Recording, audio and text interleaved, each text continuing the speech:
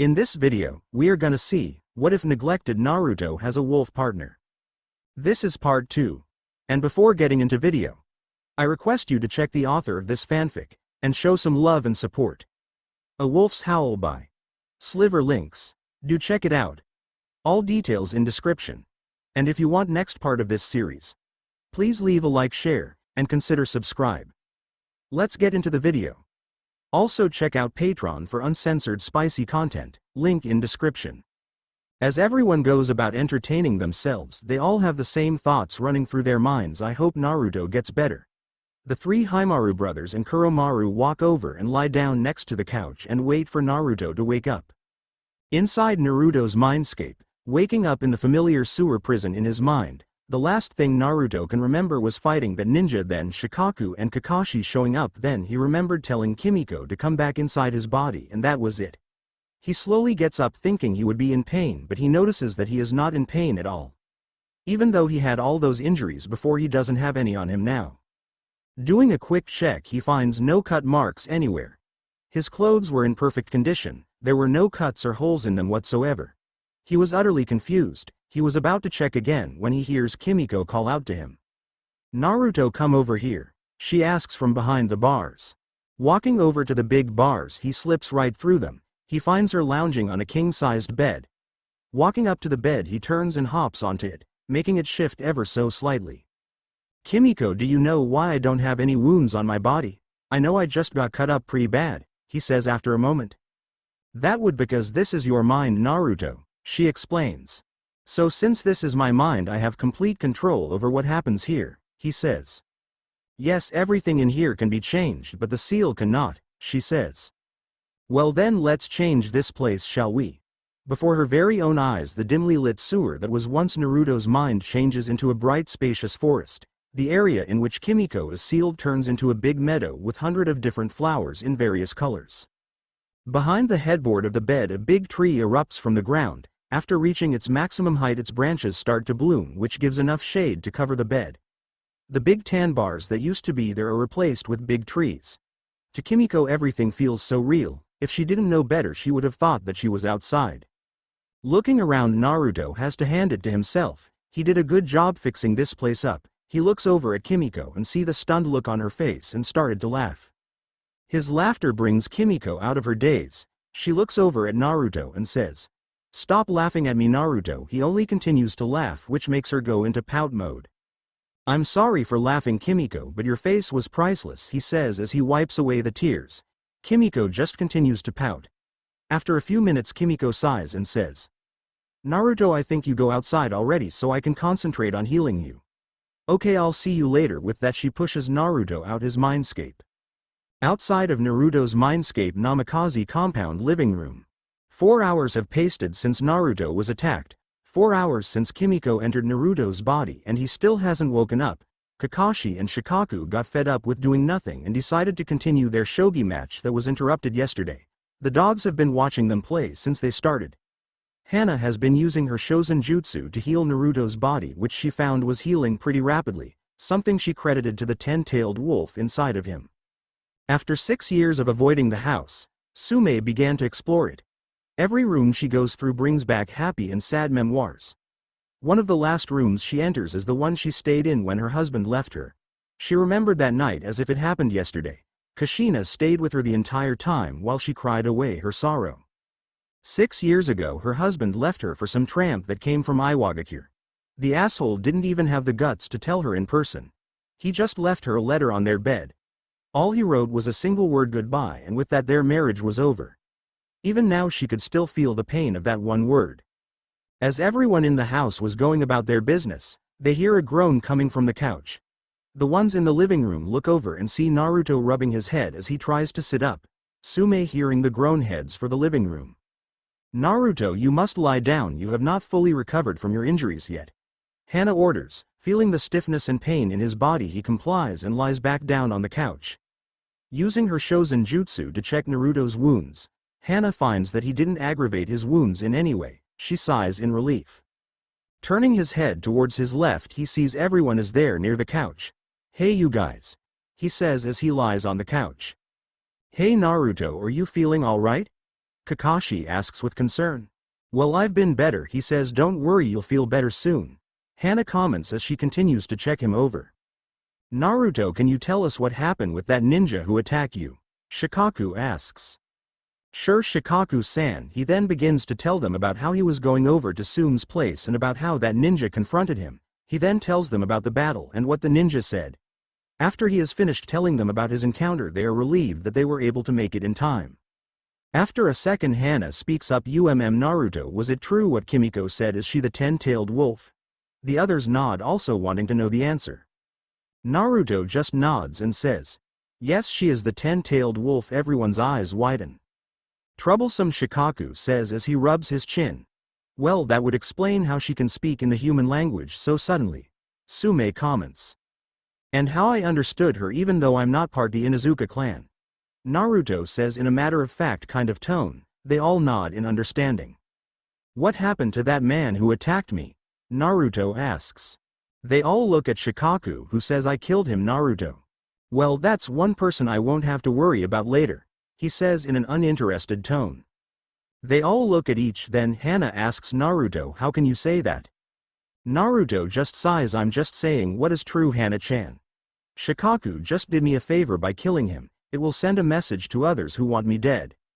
You know, Danzo could make him out to be a martyr, Kakashi points out.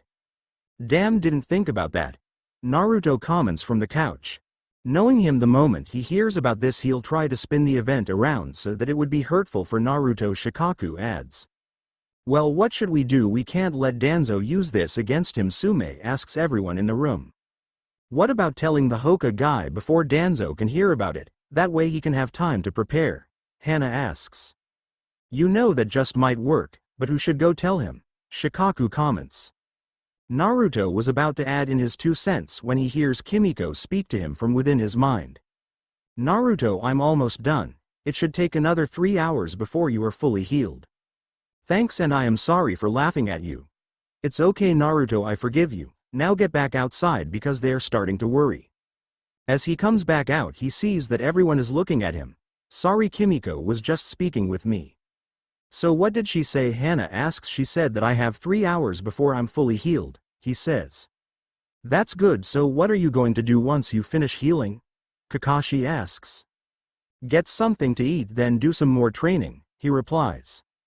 Can't you forget about training for one day, Naruto? Maybe you can train tomorrow? Sume says in a concerned voice.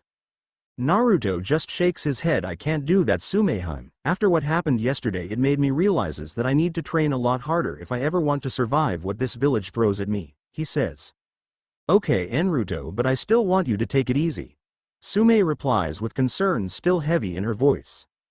Yawing, Naruto starts to feel extremely tried. Damn, I'm so tried. It doesn't take long before his eyes close and the sound of light breathing fills the room. After a second, they all hear Shikaku sigh. I think we should leave Naruto alone for right now so he can get some rest. We can come back later and check up on him. They all nod. Then Hana speaks up. I think you should bring Rin next time, Kakashi. She is a much better medical ninja than I am. I think you're right, but Naruto does have one of the tailed beasts within him, so by the time we come to see him he could already be up and around, he says as he grabs his ever-ready orange book from his pocket. Hearing the logic in his words, everyone else nods. Then they proceed to leave the house. Kakashi and Shikaku are the first ones to leave, followed by Hana and her dogs. The last ones to leave are Sume and Kuromaru. Walking out of the living room, she takes one last look at Naruto before she too heads for the front door. A few hours later, it has been a few hours since Naruto had fallen asleep. Kimiko had already finished healing his body, but instead of waking him up, she decides to let him rest a little longer. Waking up from his nap, Naruto begins to rub his eyes as he sits up. He looks around the room and finds that he is still in the living room. Getting up from the couch, he starts stretching before heading upstairs to take a shower. After about 30 minutes he comes back ready for the training he's going to do, but first he needs some food. He heads for the kitchen and begins preparing himself a big lunch. After lunch he decides it's time to start training. Heading in front of the house, he creates 100 clones. 40 he sends into his father's library, 10 he sends to the library in town. He sends 30 to work on his chakra control, and the final 20 he has fight each other. Naruto decides to do some laps around Konoha, but before he could start, Kimiko stops him. "Wait Naruto, I'm going to come outside so I can train with you." Naruto mentally nods, and a second later Kimiko appears on his shoulder, then hops off and starts to stretch. After finishing her stretching, they head off. Near the second lap around the village, he notices something. He is not even the least bit tried. He looks down at Kimiko and sees that she too isn't even tried. We must be getting stronger. By that time he had all the clones dissipate. He found out that he had two new jutsu he had mastered. The first was the Raiden Jibashi and the second was the Raiden Hireishin. Nearing his house, Naruto hears Kimiko whine. Turning in her direction, he sees that she's scratching her nose with her paws. "What is it, Kimiko? Something wrong? There is a strong scent of wet dog and it's not me." "Wet dog? Do you know which way it's coming from?" A feeling of recognition setting in. West of us, holding one of her paws over her nose, she uses the other one to point west. "Okay, come on, I think I might know who it is," he says as a smirk appears on his face. 10 minutes later, as they continue on westward, they start to hear laughter and barking up ahead of them. Seeing the break in the tree line, Naruto and Kimiko stop and, creeping up to a bush, then peer through it. Looking out, they see a boy and a little dog playing inside of a small lake. The boy had messy brown hair, sharp black eyes with vertical slit-like pupils, pronounced canine teeth. He also has the distinct red fang markings of the Inuzuka clan on his cheeks. He was wearing dark grayish pants reaching past his knees and a gray, hooded fur-lined coat, with the hood down. The dog has white fur that hangs down from his body. His eyes are closed and he has a dark brown nose as well as dark brown patches on his ears and a dark outline around his mouth. Looks like Kiba, Inuzuka and Akamaru have finally come back. 2 months ago Kiba was given Akamaru on his 7th birthday as his canine partner. Afterward, as part of Inuzuka tradition, all the children and their canine partners will spend a maximum of 2 months in the wilderness, strengthen the bonds between them. It is the first step in their training to become proper Inuzuka clan members. Watching them from their hiding place, Naruto and Kimiko engage in a silent conversation. "Which one smells like wet dog, Kimiko?" he asks nonchalantly. "Both of them. What do you think?" she replies while scratching her nose.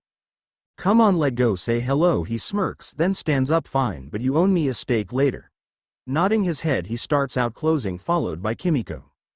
2 hours earlier, Inuzuka compound. Nearing the Inuzuka compound, the duo of Kiba, Inuzuka and Akamaru were returning from their wilderness training.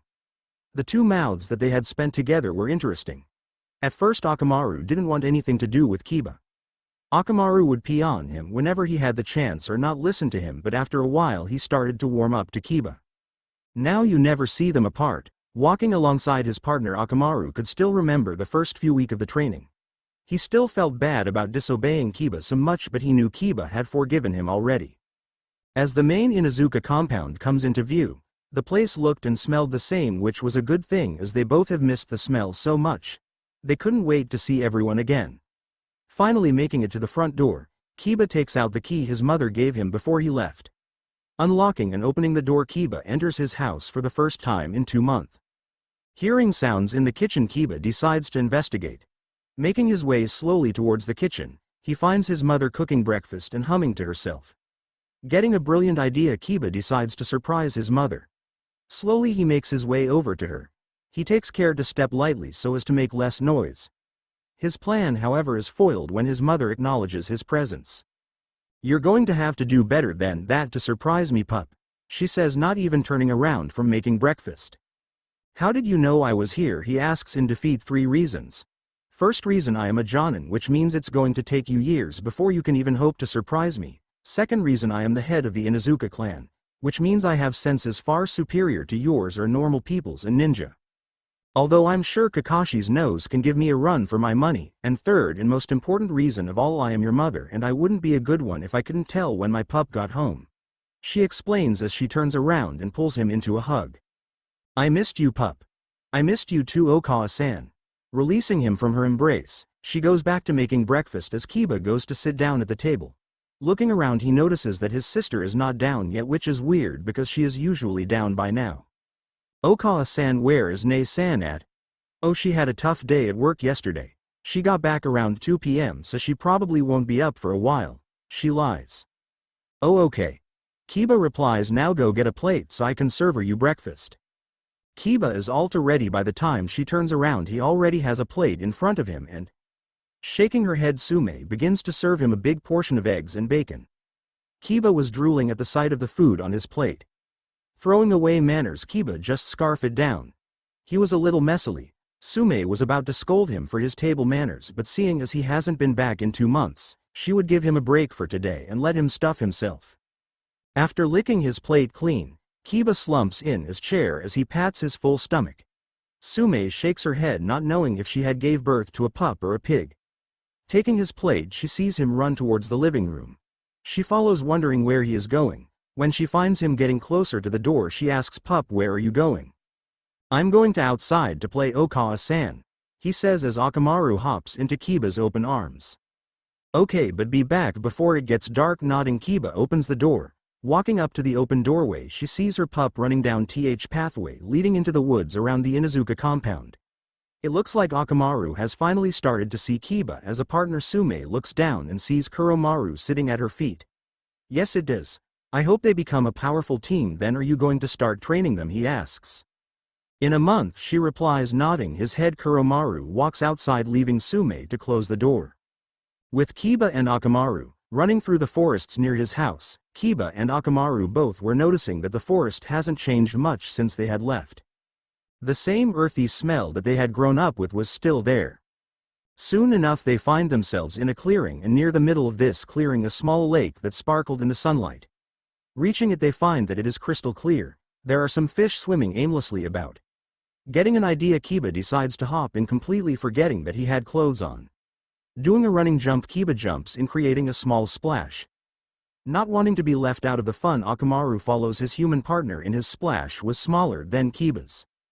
Popping up out of the water, Kiba starts laughing, followed by energetic barks from Akamaru as he too surfaces. Floating there, Kiba looks up at the cloudless blue sky and says, "It good being back home, Akamaru." His puppy companion lets out an energetic back as he dog paddles near Kiba. "Yes, it is. I missed this place so much." Looking over at his partner, he was about to ask him something when he smells 2 scents coming closer. By the scents he could tell that one of them was his best friend Naruto's, but he could recognize the other one. Looking over in the direction of the scents, he sees Naruto and a small wolf pup coming out the bushes. His eyes widen upon seeing Naruto's new look. "Whoa, he looks so awesome. I wonder where he got that gear." "Hey Oni-san, Akamaru, it's good to see you guys are back," Naruto says as he nears the lake. "Wow Naruto, you look awesome. Where did you get your new gear?" Kiba says as he gets closer to the shore. "Thanks, and I got this from a couple of days ago. It was an early birthday present.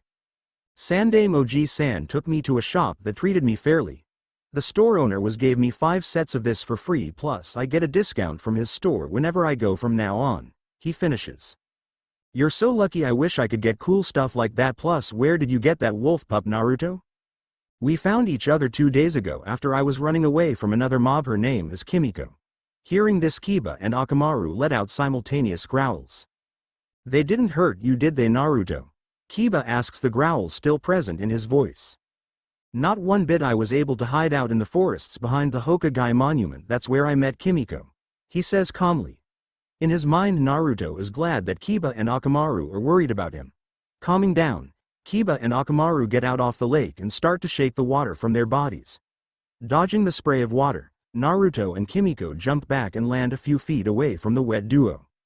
"Why did you two move away? It's just water," Kiba asks. "It may just be water, but it smells like wet dog. It's irritating Kimiko's nose," Naruto explains while Kimiko rubbing her nose, emphasizing that his statement. "So why isn't Akamaru's nose irritated?" "That's because Kimiko is a wolf. Her nose is better than humans and regular dogs. Even Inuzuka dogs barely come close to it." "Are you sure?" Kiba asks, still not believing him. Naruto was about to answer when someone answers for him. "He is telling you the truth, pup. A wolf's nose is better than a dog's or humans." To their right, they see Kuromaru walking towards them. Making it to them, he sits down in front of them. "Since I'm part wolf, even my nose is getting irritated," he says as he scratches his nose. "Oh yeah, you are part wolf. I forgot about that," Kiba comments. "You and Akamaru should go take a bath unless you want to catch a cold," Kuromaru says as he looks at them both. "Yeah, maybe you're right. Come on Akamaru, let's go home. Akamaru jumps into Kiba's awaiting arms before they both head back in the direction of the Inuzuka compound. Looking at Kiba's retreating figure, Kuromaru finally speaks up.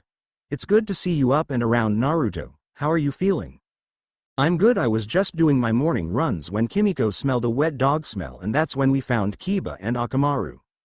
I see, so are you going to continue your training or do you want to come over? He asks turning his head towards Naruto. I might go later right now, I want to go see Sandai Moji-san. Are you going to tell him about what happened yesterday? No, I'm not going to tell him, I'll leave that to you guys. Naruto says as he's shaking his head. Oh I see, well see you later Naruto, he said before heading in same direction that Kiba had left. Turning to his left he sees Kimiko waiting patiently. Come on Kimiko, let's go back to the house. But I thought you said we were going to go see the Hokage. A look of confusion appears on her face. Yes, but I'm sweaty from training so I'm going to go take a shower. Oh okay, let's go, she says as she hops into his open arms, before Naruto uses Shunshin to get back home. Hokage's office. Today was not a good day for the Sandaime Hokage. The hated enemy of all Kages was sitting on his desk. Paperwork. It was starting to pile up and there was no end in sight.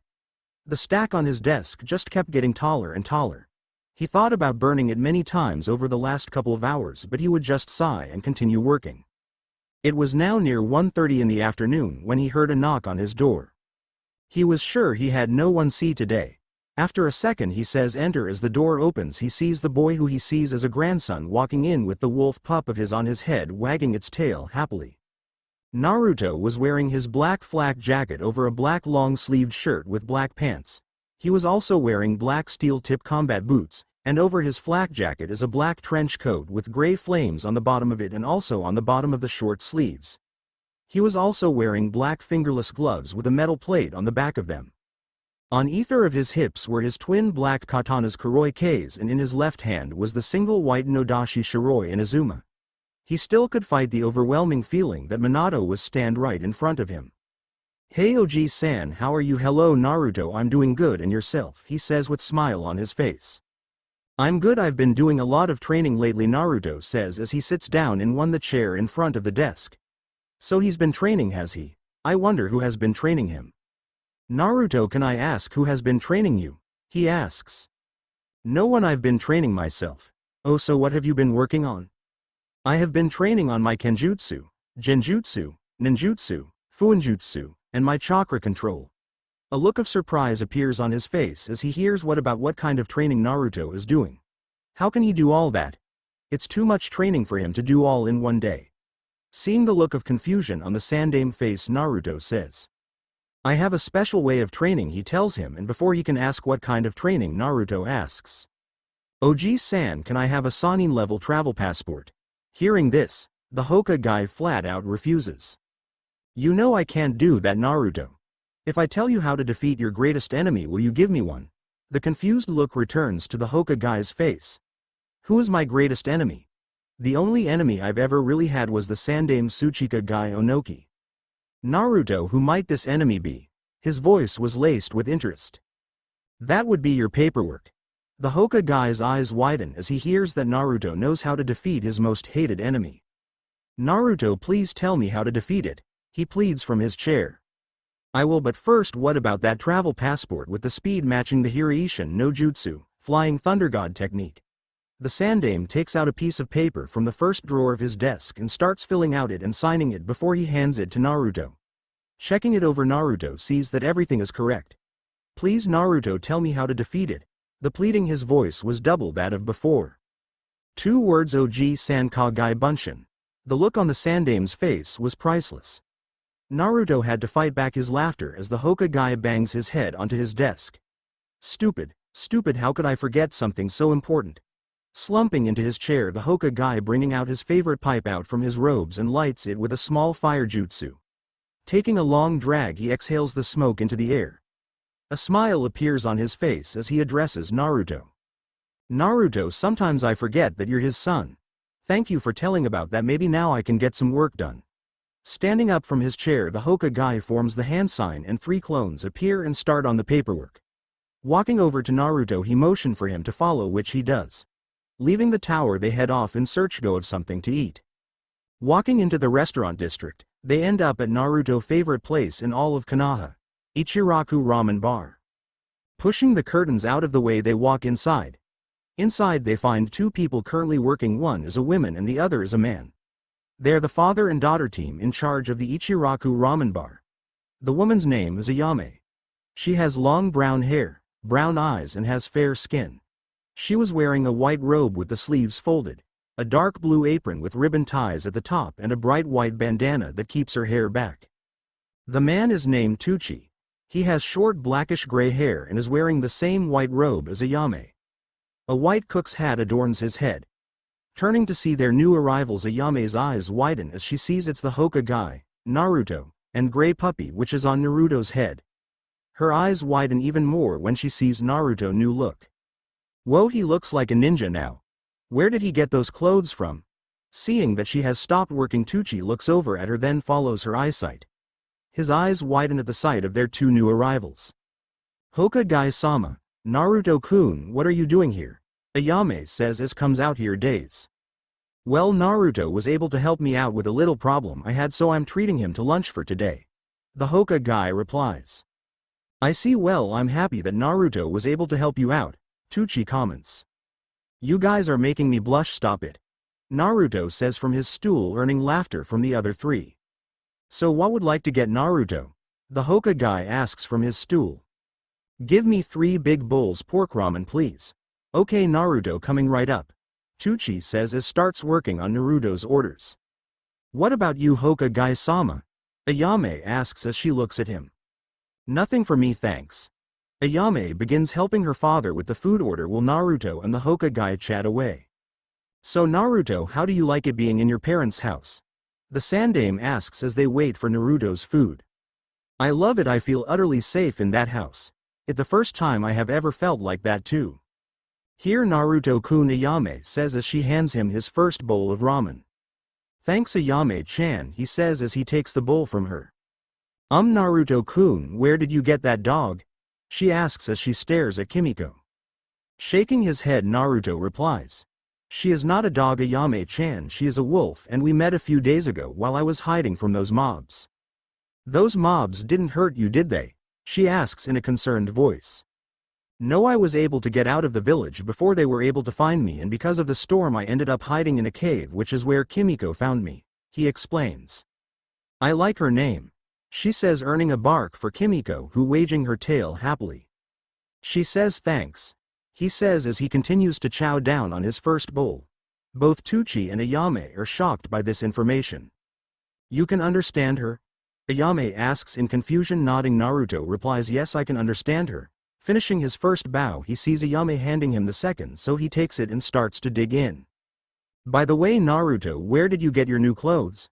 Tucci asks as he creates Naruto's third bowl. Putting down his half-eaten bowl of ramen, Naruto gives off a small smile. A couple of days ago, Oji-san and I went to a shop owned by a man named Minoru. He gave me 5 sets of these clothes for free, and he told me whenever I come to buy stuff from him now on, he'll give me a discount. Wow, Naruto, you're so lucky, Ayame comments. She right, Naruto, you are extremely lucky, Tucci says as he finishes Naruto's final bowl and gives it to Ayame. Handing Naruto the third bowl, he takes it while Ayame takes the 2 empty one and begins to clean them. 20 minutes later, after finishing his third bowl, Naruto and the Hokage stay at the shop to talk with Ayame and Tucci. About 10 minutes into their stay, the Hokage was called away to deal with some Hokage business, but not before he paid for Naruto's meal. After another 10 minutes, Naruto decides that it's time to leave as he remembers that he would visit Tsume's place after went to visit with the Hokage. Saying his goodbyes to Ayame and Tucci, Naruto heads off into a deserted alleyway before using his shunshin. Inuzuka compound. A couple hours earlier, it has some time since Kiba, Akamaru, and Kuromaru left. Tsume had nothing to do today. She had the week off after her last mission, so she had more time to do stuff around the house. She had finished most of the chores already, so for now she would relax. She was currently in the living room relaxing on the couch when she heard Hana coming down the stair. A few seconds later, she hears her daughter asks her by the smell. It seems Kiba and Akamaru are back. A yawn leaves her mouth at the end. Looking up, her daughter Tsume says, you just missed them, they went out to play, Kuromaru might have followed them.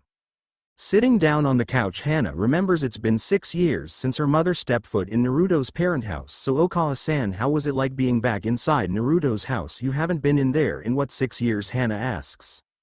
It was weird how much it stayed the same. I thought after all that time I would forget how it looked, but it was the opposite, it was just same. Sume explains. Is it a bad thing that it is the same? Hana asks, shaking her head. Sume says no, but I wish it did change, then maybe those memories wouldn't come back. Sume's expression saddens as she remembers all the things that have happened in that house. Both good and bad ones. The house reminded her of her two best friends, the Yondaime Hokage Minato Namikaze and Kushina Uzumaki. Sume couldn't believe it when she heard they died 6 years ago. Minato died sealing the 10-tailed wolf within Naruto, and Kushina, although on paper was listed as having died during the attack, her body was never found. It was as if she just disappeared. None of the Inuzuka clan members could find her scent anywhere other than the hospital room she was in. Sume would have kept remembering, but she brought back to reality when she smells a wet dog smell coming closer to the compound. By the smell she knew it was her pup and his partner. They must have gotten themselves wet. Hana, seeing her mother wrinkle her nose, she asks, what up, Okawa-san? Looks like Kiba and Akamaru got themselves wet. Seconds after that, Hana begins to smell it. Yup, they got wet all right. Turning their heads, they see the door open and a very wet Kiba and Akamaru walk in. Pup, how did you two get so wet? Sume asks for her place on the couch. Scratching the back of his head, Kiba replies. Well, we found a lake while we were going through the forest, so we just jumped in and started playing in the water. Go take a shower. Sume orders with a sigh. Kiba nods, then goes to take a shower. She watches him run up the stairs with Akamaru right behind him. Sume shakes her head before turning back to the door and sees Kuromaru walk in. He walks over and sits in front of Sume and Hana. I saw Naruto earlier, Kuromaru says, making the two Inuzukas on the couch start to question him. Did he look okay? Hana asks him how was he doing. Sume asks right after her daughter. He was fine, he told me had just finished his morning workout when Kimiko smelled Kiba and Akamaru, that when they found them. Kuromaru explains. Sume was a little mad that Naruto was still training even though he was hurt earlier, but it was only a workout so he couldn't be training that hard. He might come over later after he goes to see the Sandaime Hokage. This statement brings a flash of concern over Sume and Hana. Is he going to tell the Hokage about what happened? They both think. Do you think he is going to tell the Hokage about what happened? Sume asks, her voice is laced with concern. Shaking his, Kuromaru replies, no, he told me that it was up to us to tell the Hokage about what happened. The Inuzukas sigh in relief at this news. We should start cooking something, Okawa-san, he will be hungry when he comes over, Hana says, turning her head to her mother. Nodding her, Sume agrees, yes, he will be hungry. Getting off the couch, Sume and Hana head for the kitchen to prepare dinner. 2 hours later, walking towards the Inuzuka compound, Naruto was currently thinking about what he would do now that he had a Sannin-level travel passport. He could go out and travel, but he knew he could do some much more than take. Then as he was nearing the compound, he got an idea. The one thing I need most is experience, so in order to get I need to face off against some good opponents. Now who could I face off against? Bandits would be a good choice, nobody will miss them if I kill them. Deciding on that, Naruto continues toward the Inuzuka compound. Walking up towards the door, Naruto can smell something good and so can Kimiko. Knocking on the door, he waits, but not for long as the door opens and Kiba lets him in. Walking in, he can see Kuromaru and 3 Haimaru brothers in the living room. Kuromaru is lying on the couch watching the other 3 play, fighting amongst themselves. He is making sure that they are not getting too rough and break something. Walking past them, he waves at Kuromaru and gets a nod from him before he turns back to watching the 3 siblings. Walking into the kitchen, Naruto sees Hana and Sume making dinner. Dinner will be ready in a minute, Naruto. Why don't you and Kimiko wait in the living room? Sume says while she continues to cook. Okay, Naruto replies as he head back towards the living room.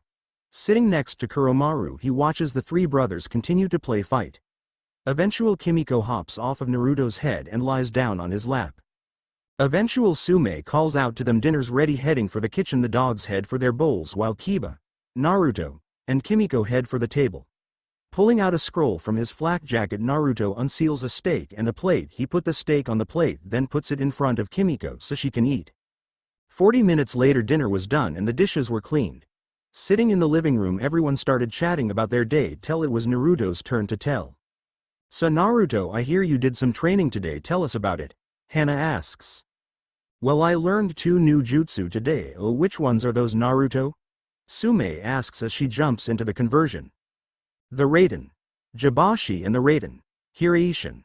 Those 2 are good offensive jutsu, Naruto. Did it take you long to learn them? Hana asks. No, they were very easy to learn.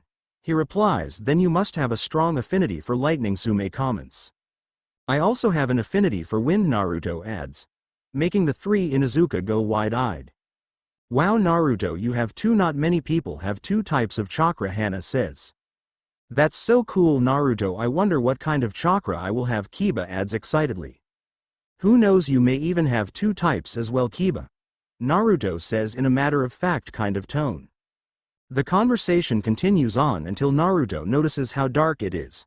I think it time for me to go looking outside. Sume agrees. Yes, it getting dark, you should get going before it gets any darker. Opening the front door, Naruto says goodbye to everyone before using his shunshin. 10 minutes later, making back home, Naruto head for his room, taking off his clothes. When he is inside, he heads for the shower. After finishing his shower, he puts on a white short-sleeved shirt and a pair of gray sweats. He hops into bed, followed closely by Kimiko, who lies down on his stomach. Hey Naruto, what are you going to use that travel passport for? Kimiko asks. I'm going to use it to gain experience in battle, he says. How are you going to gain that, Naruto?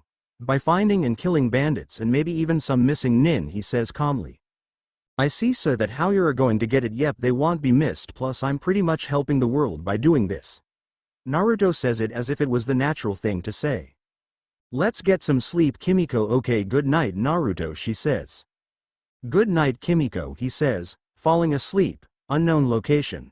A man stands in a giant dark chamber. There is barely any light except for a few torches near the walls. Another man appears in a swirl of leaves, then he kneels in front of the man already there. This man is wearing classic Anbu gear. A face mask hides his face. It is a raven mask.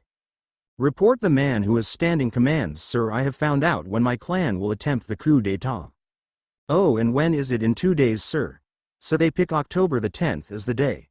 The one standing smirks. So these traitors intend to use the demon as a distraction while they launch their coup d'état. Then on that day you are to carry out the orders I gave you. Kill every single one of your clansmen. The kneeling man hesitates to answer. The one stand reaffirms his order. Did you not hear me? You are to kill every one of your clansmen, and I mean everyone. Is that understood, Itachi Uchiha? Taking off his mask, Itachi's eyes reveal his Mangekyo Sharingan.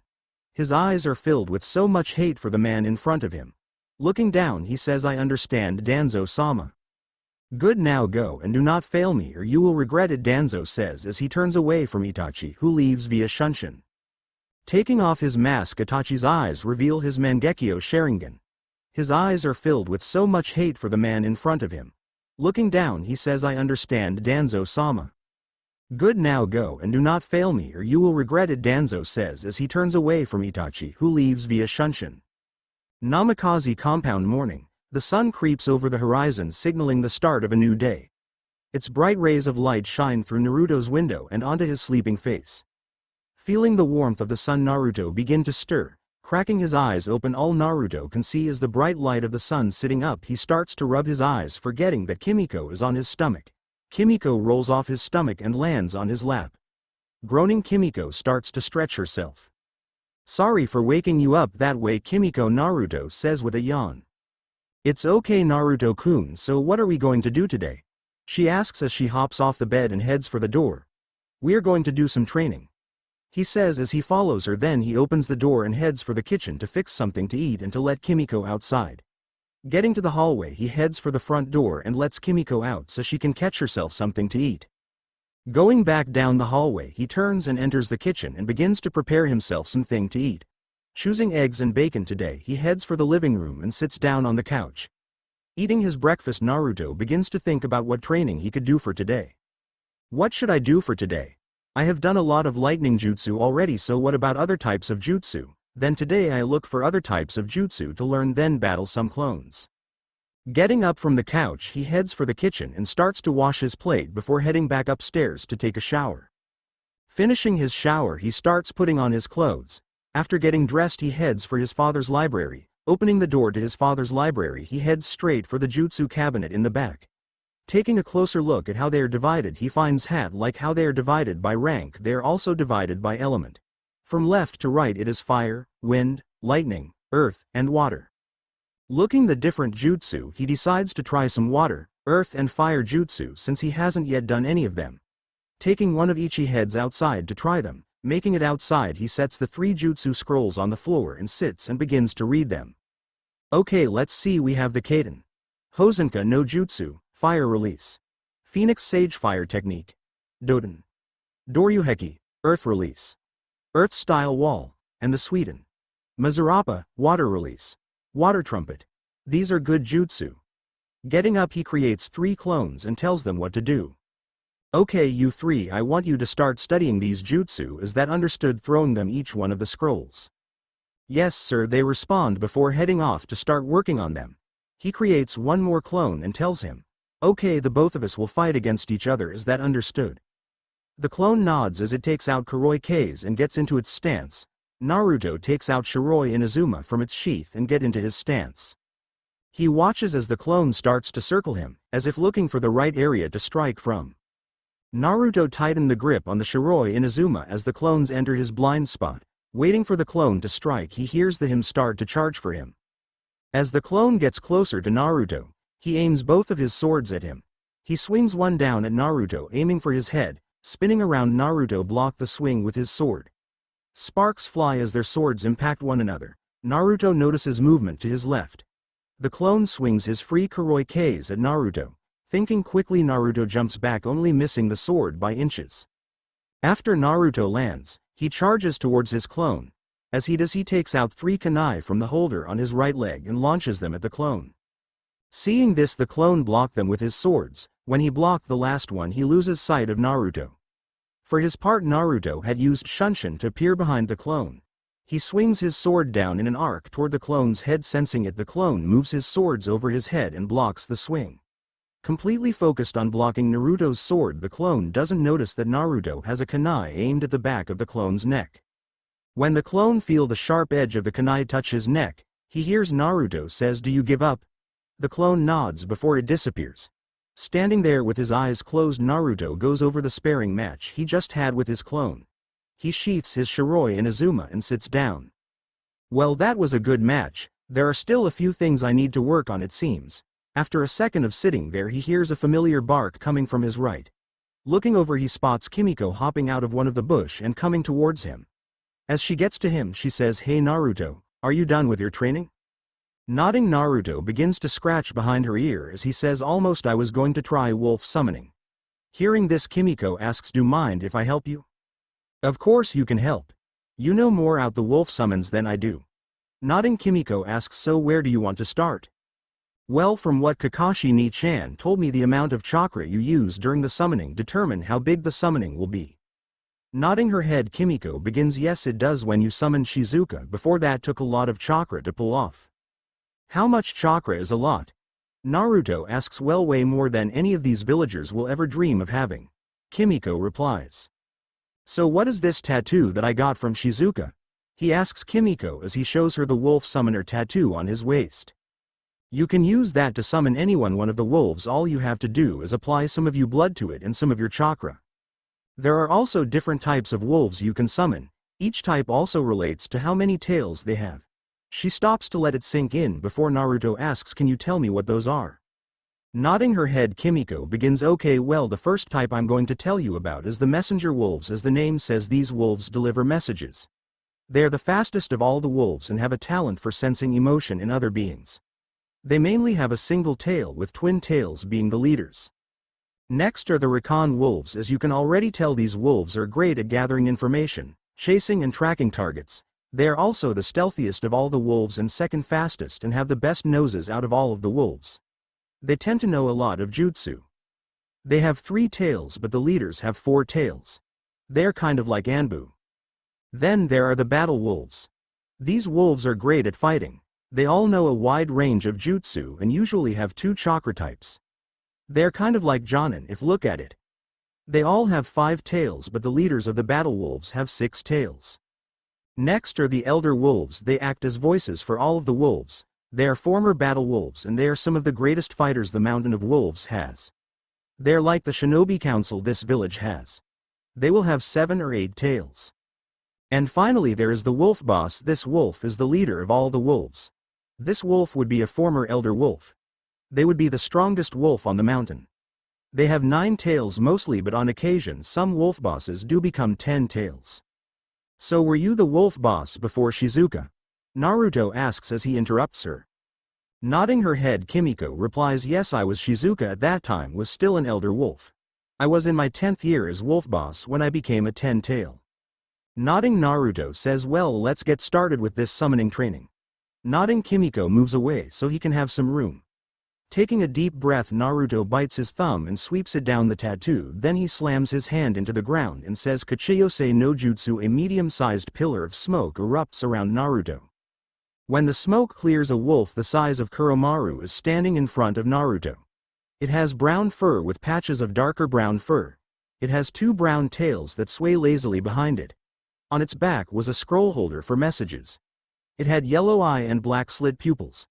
When it notices Naruto and Kimiko standing in front of it, the wolf bows to the both of them before it says, it is an honor to meet you, Kimiko-sama, and you as well, Naruto-sama. My name is Haru, leader of messenger wolves.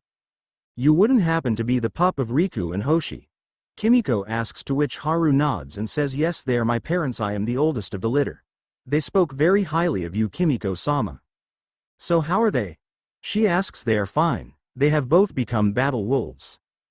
Good for them, she says as Naruto interrupts with a question. Haru-san, how did you know my name? Turning to Naruto, Haru says, Shizuka-sama told us about you and showed us your memoirs. We have never seen someone suffer so much. We once respected Konoha, but now that respect has been shattered. We would have gone to war with Konoha if it hadn't been for your words, Naruto-sama.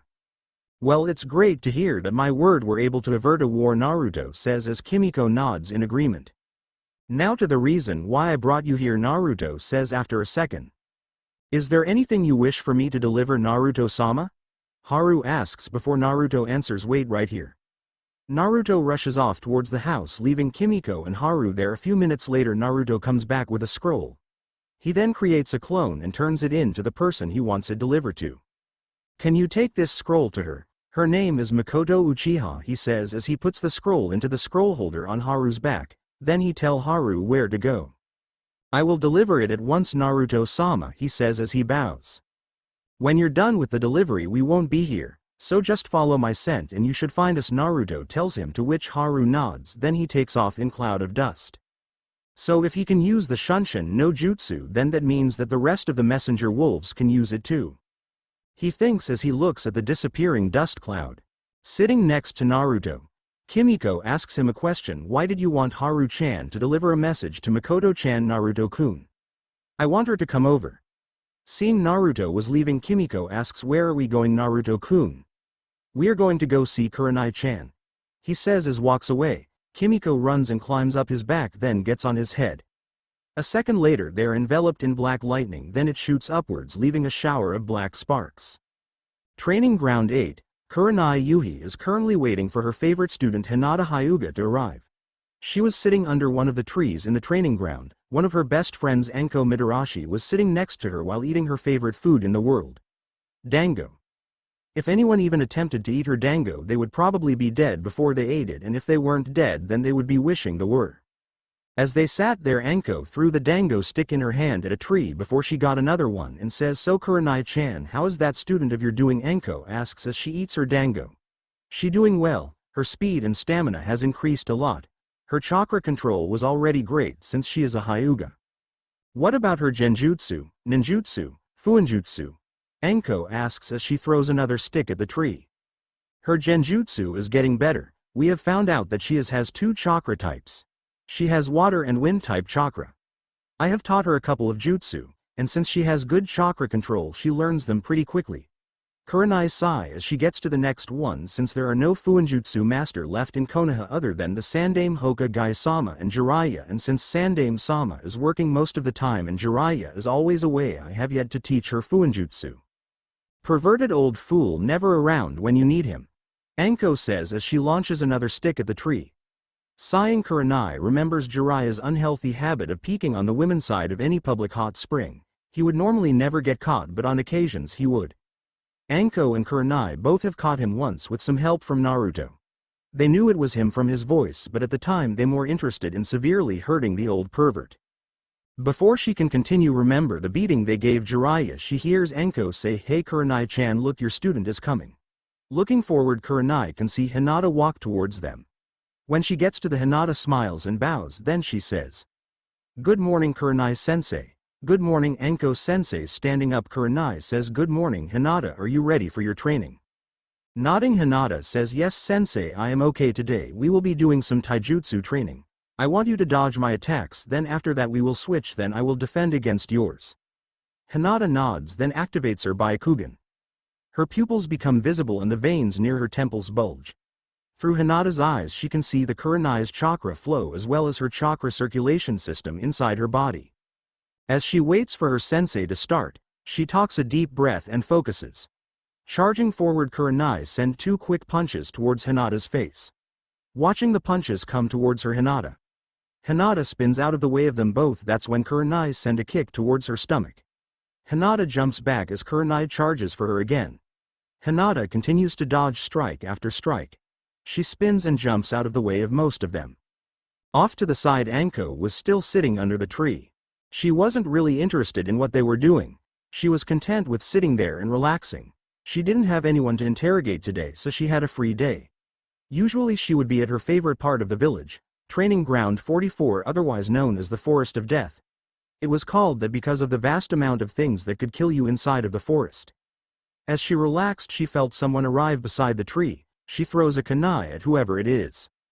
She then hears a recognizable chuckle and turns to see Naruto standing there spinning the kunai she had just thrown around his finger. As he hands back her kunai, Anko notices something red on it. It was blood. Looking back at Naruto, she can see a scratch on his face which was already starting to heal. Out of curiosity, she licks the blood off of the kunai. It tasted good, she thinks as she puts the kunai away. Kimiko hops off of his head and lies down on Naruto's lap as he sits next to Anko. He then asks, "So how did my blood taste, Anko-chan?" Smirking, Anko says, "It tasted so good, Naruto-kun. Maybe you could give me some more." As Naruto was about to answer her, they both feel 2 spikes of ki coming from Hinata and Kurenai. Even though Kurenai was currently focused on sending her ki towards Anko, she's still surprised at the ki coming off Hinata. "Anko-chan, let's talk for a moment over here please," Kurenai asks as she drags Anko away. Hinata goes over to Naruto. As she gets to him, she says, "Gee, good morning Naruto-kun." Turning to her, Naruto replies, "Good morning Hinata-chan, I'm sorry for interrupting your training." Shaking her head, Hinata says, "It's okay Naruto-kun." She sits next to him, a light blush on her face as she does. Anko and Kurenai, "So Anko-chan, what in the world were you doing?" Kurenai asks as she stops a little ways off from Hinata and Naruto. Anko, playing innocent, "The first, don't know what you were talking about Kurenai-chan." "Oh, don't you give me that you just ate his blood and then you asked for more." "What, it tasted so good Kurenai-chan, you should try it yourself." Blushing, Kurenai shakes her head. "No, I'm not going to do that." Smirking, Anko says, "Oh, then why are you blushing?" Blushing even more now, Kurenai doesn't answer her as she looks down a rock that looks really interesting right now. "Admit it, you were thinking about it, weren't you?" Kurenai wanted to deny it, but the thought of tasting his blood had crossed her mind just now. Shaking her head again, Kurenai says, "No, I wasn't Anko-chan." "Right, I believe you," Anko says as she gives a Kurenai a wink. Groaning, Kurenai sits down, pulls her legs close to her chest and pouts. Hinata and Naruto, "So Naruto-kun, what brings you here?" Hinata asks him as they sit together. "I came to see if Kurenai-chan wanted to come to my house, but seeing as you and Anko are here too, I was going to invite you too as well," he tells her. Blushing at near maximum, Hinata faints when she hears that Naruto is inviting her over to his house. Hearing the thud, Anko and Kurenai look over and see Hinata on the floor with Naruto looking over her. Moving over to her, Kurenai asks Naruto what happened to her. "She fainted after I told her I was inviting you 3 over to my house," he says as he sits next to Hinata. Kurenai sighs as she hears the reason. Sitting down, she waits for her student to wake up. Looks like the Hyuga princess has a little crush on Naruto-kun, Anko thinks as she sits next to Kurenai. 5 minutes later, it took Hinata 5 minutes to wake up. Sitting up from where she was laying, Hinata says, I am sorry for fainting again.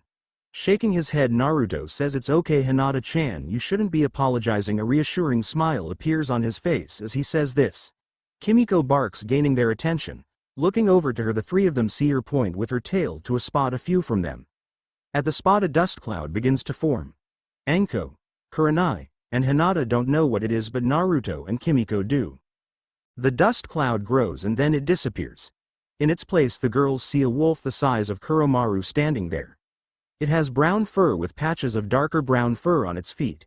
It also had 2 brown tails. On its back was a scroll holder for messages.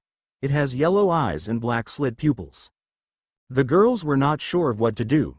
Anko and Kurenai were watching it carefully while Hinata was slightly behind Kurenai. They then see Naruto and Kimiko walk forwards towards the wolf. Kurenai was about to tell them to come back. But she along WTH Anko and Hinata are stunned when they see the wolf bow to Naruto and Kimiko. That's when they hear it say, Naruto-sama, I have delivered your message. Good job Haru-san. Naruto says as he pets Haru, earning a groan from said messenger wolf leader. Hearing footsteps from behind him, Naruto looks back and can see Kurenai and the girls are coming over. When they get there, Kurenai asks, Naruto, do you know this wolf? Nodding, Naruto says, this is Haru, he is the leader of the messenger wolf. Seeing that they didn't know what that was, Haru explains. Naruto-sama summoned me using his wolf summoning tattoo, and to clarify what he said, I am the leader of the wolves who deliver messages. The girls nod when they finally get it. As Haru looks upon the girls, a question pops into his mind, which he then voices it to Naruto. Naruto-sama, are they your mates? Hinata's maximum blush returns as she hears the word mates. Anko and Kurenai too were blushing red. Both of them were thinking many things, a few of which were slightly perverted. A red tint appears on Naruto's face as he hears this. He hadn't really thought about anything like that before. Looking over at the girls, he can see that they were blushing red as well. Off to the side, Kimiko closes her eyes and reaches out to Haru with her mind. They're his potential mates, Haru-kun, although they themselves don't know that yet. I see, so they're his potential mates. Well then, the elder wolves will want to hear this information. Please be sure to tell them that there will be more mates than this. How many more, Kimiko-sama? Haru asks in his mind, mentally smirking. Kimiko replies, a lot more. You are planning something, aren't you? Haru asks. Now what would make you think that? Kimiko replies in a cute and innocent voice. Haru sighs as he shakes his head, then he remembers something he felt earlier when he was delivering Naruto's message, so he calls out to Naruto, Naruto-sama, may I speak with you? And Kimiko-sama, for a moment looking at Haru, Naruto nods, then says, okay Haru-san. Naruto and Kimiko follow a little ways away from the girls. Stopping, Naruto asks, what's the matter, Haru-san? I'm not sure, but when I deliver your message I felt something was off with that place. Oh, how so? Naruto asks. His voice was laden with interest and worry. Well, the area was filled with anger and hate, but I also felt that the older pup of the house seemed to have a lot of sadness surrounding him. It almost felt as if he was resigning himself to something. Well, not just him actually, it seemed as though everyone in the area were resigning themselves. The older pup, he must mean Itachi Ni-chan, and what does he mean by they were resigning themselves? I don't get in like this at all. Naruto thinks, then he asks, is this something I should be worried about, Haru-san? In my opinion, Naruto-sama, I would not ignore this, it could come back to haunt you. Thinking about it, Naruto can see the logic in it, it would be foolish to ignore this. Nodding his head, Naruto says, do you remember his scent? Getting a nod for Haru, Naruto continues, then I want to go back to Mountain of Wolves and get ready, I will need you and some recon wolves later. Knowing what Naruto would order them to do later, Haru nods, then says, as you wish, Naruto-sama. Bowing to both Naruto and Kimiko, Haru departs in cloud of smoke back to the Mountain of Wolves to get ready. As he walks back to the girls, they can see that he has a worried look on his face. Hinata is the first one to ask him, what is wrong? Is everything alright, Naruto-kun? Looking up at their face, he can see that they wanted to know. I'm not sure, making it to the he holds out his hand to them and says, come on, let's go to my house. The Kurenai and Anko knew that there was something Naruto wasn't telling them, but they would ask him later what was wrong. So how are getting to your house, Naruto-kun? Are we walking? Hinata asks. Smiling, Naruto says, take my hand and you'll find out. The girls do so as they place their hands on his. Kimiko gets on his head. A second later they are enveloped in black lightning, then it shoots upwards leaving a shower of black sparks. With Makoto, Makoto was currently walking towards Naruto's house. Holding her left hand was her youngest son Sasuke. He was excited to see Naruto's house. Her oldest son Itachi was still at the house. He told her couldn't come over to Naruto's house. He never stated the reason why, which made her worry. She hoped he was alright and that nothing was wrong. As they kept walk, Sasuke calls out to his mother, Oka-san, you've been to Naruto's house, right? Looking down at him, Makoto replies, yes I have. Sasuke, so how big is it? Giggling, Makoto says, you'll see when we get there. Groaning, Sasuke crosses his arm on chest and starts to pout. Sasuke has been asking her that same question since she told him they were going to see Naruto's new house. He had been over to Naruto's old apartment, so he was excited to see Naruto's new house. Giggling again, Makoto and Sasuke continue walking. As they got to the unused path that leads to the Namikaze compound, Sasuke starts looking around and says, Oka-san, where are we going? Looking down at him, Makoto smiles, then says, Naruto's house is this way. Then why is the road different? It's because Sasuke, before Naruto starting living in his new house, people didn't come through here. Oh, will more people come now that Naruto lives there? He asks. I don't know, Sasuke. Even though she says this in her mind, she thinks hopefully none of the villagers will find out about that he is in that place. As they keep walking, the path starts to open up and then they exit the tree line. Sasuke in his excitement steps out of tree line first. As he does, Sasuke sees a huge house. It was 2 stories tall and who know how many feet wide. There was a big wall surrounding the entire place. There was a lake about a few hundred feet from the house. The gate had a spiral in the middle of it. Sasuke was totally amazed. He calls back to his mother in excitement, Oka-san. Oka-san, is this Naruto's house? Hearing the excitement in his voice, Makoto giggles, then says, yes it is, Sasuke. That's when they see the front gate open and out comes Naruto. Sasuke runs over to him and says, Naruto ni-chan, your house is so big. Sasuke stretches his arms out to emphasize how big it is. Chuckling, Naruto says, it is, isn't it? Looking over at Makoto, Naruto says, hello there Makoto-chan, I'm glad you guys could drop by. Looking at Naruto, Makoto replies, I'm glad we could come too. Naruto, motioning for them to enter, Naruto says, please come in. Makoto and Sasuke walk past the gate as Naruto closes it behind them. Making to the front door, Naruto opens it for them. Walks inside with Makoto and Sasuke. Once inside they head for the living room. Once there, Makoto and Sasuke saw that they weren't the only ones who were here. Sitting on the couch were Kurenai Yuhi, Enko Mitarashi, Hinata Hyuga, Kimiko, who was on Hinata's lap. As they saw Makoto and Sasuke arrive, the girls went to greet them. Hello Makoto-chan. How are you doing today? Enko asks. I'm doing fine, and how about you? I'm fine as well. Makoto looks over at Kurenai and asks, and how are you, Kurenai-chan? I'm fine. While the girls talk to themselves, Naruto decides to show Sasuke and Hinata around the house. Come on you guys, I'll show you around the house. Sasuke and Hinata nod as they follow Naruto out of the living room. Heading upstairs, Naruto first takes them to his room.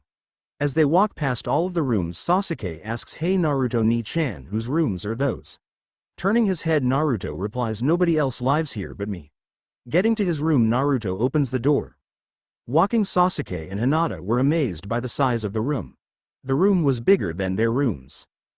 Hopping onto his bed, Naruto watches as Hinata and Sasuke explore his room.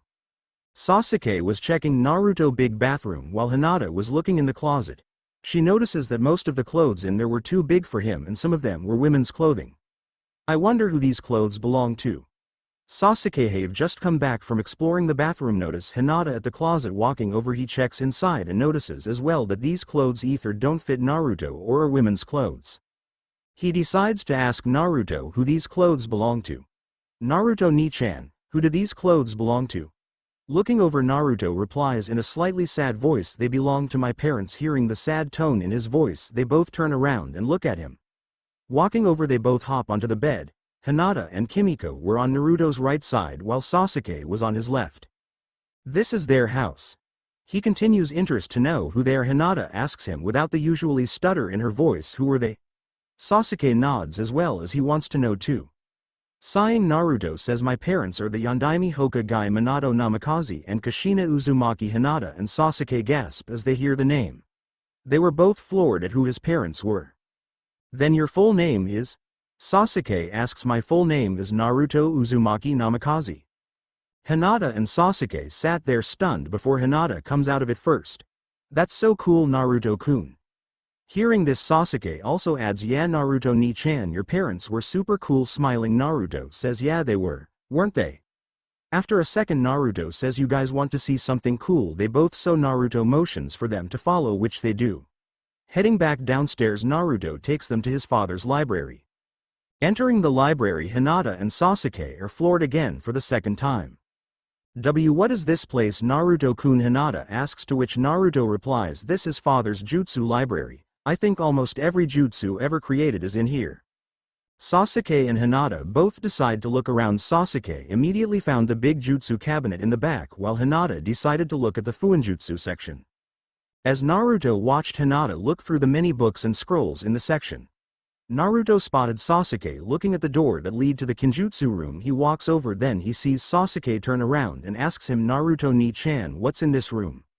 "That room holds all of the jutsu that are forbidden to use." "You mean those jutsu that are called Kinjutsu?" Nodding, Naruto leads Sasuke away from the door and back to the big jutsu cabinet. For the next couple of hours, Naruto, Hinata, and Sasuke spent their time looking at the different jutsu in the library. Kurenai eventually came in looking for Hinata but was caught off guard by the size of the library. Like Hinata, she too found the fuinjutsu section and had asked Naruto if she could use some of the books on fuinjutsu in her training with Hinata, to which Naruto agreed.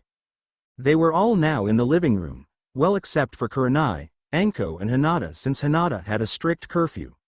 Kurenai and Anko took her home before they themselves went home. Now it was only Makoto and Sasuke. "So Naruto ni-chan, it's your birthday tomorrow, right?" Nodding, Naruto replies, "Yes, it is." Sasuke: "So what do you think you are going to get?" Thinking about Naruto had no clue he had already got his clothes from Minoru and the Sandame. He didn't know what everyone would give him. "I'm not sure." Sasuke smirking, Naruto asks, "So what are you going to give me?" Sasuke shaking his head, Sasuke says, "No, I'm not telling you." "Oh, you not, are you?" Seeing Naruto stand an inch closer to him, Sasuke takes off as Naruto chases after him. Giggling, Makoto watches as Naruto tries to catch Sasuke, who was running out of the living room. Kimiko, who's still lying on the couch, jumps off the couch and goes over to Makoto. She jumps, lies down next to her. Her tail touches Makoto's leg, then she says in her mind, "So Makoto-chan, how does it feel being in this house after so long?" Shocked that she was hearing Kimiko's voice in her head, it takes Makoto a bit to recover before she says, "It feels weird. I kind feels like any second now I'll see Kushina-chan come out of the kitchen with a big plate of food, or Minato-kun coming from the front door after coming home from the Hokage tower." After a second, Kimiko asks, "Do you hate me for what happened 6 years ago?" Sighing, Makoto says, "I won't lie to you. I did hate you for what happened, but after I found out from Naruto-kun that you weren't in control of your actions that day and that it was one of our clansmen who caused you to do what you did, that I pretty much forgave you for happened." As she finishes telling Kimiko this, Makoto starts to pet her. She could feel her flinch at her initial touch, but then she could feel relax as she continues to pet her. As she continued to pet her, Sasuke came running into the room, followed closely by Naruto, who jumped and tackled Sasuke onto the couch and started to inflict some tickle torture on him. Sasuke's laughter filled the living room as Makoto herself giggled as Naruto continued to tickle him. Sasuke was pleading with to stop. Looking out the window, Makoto could see that it was getting dark, so she decides that it was time for them to leave. She gets up from the couch and says, "Come on Sasuke, it's time to go."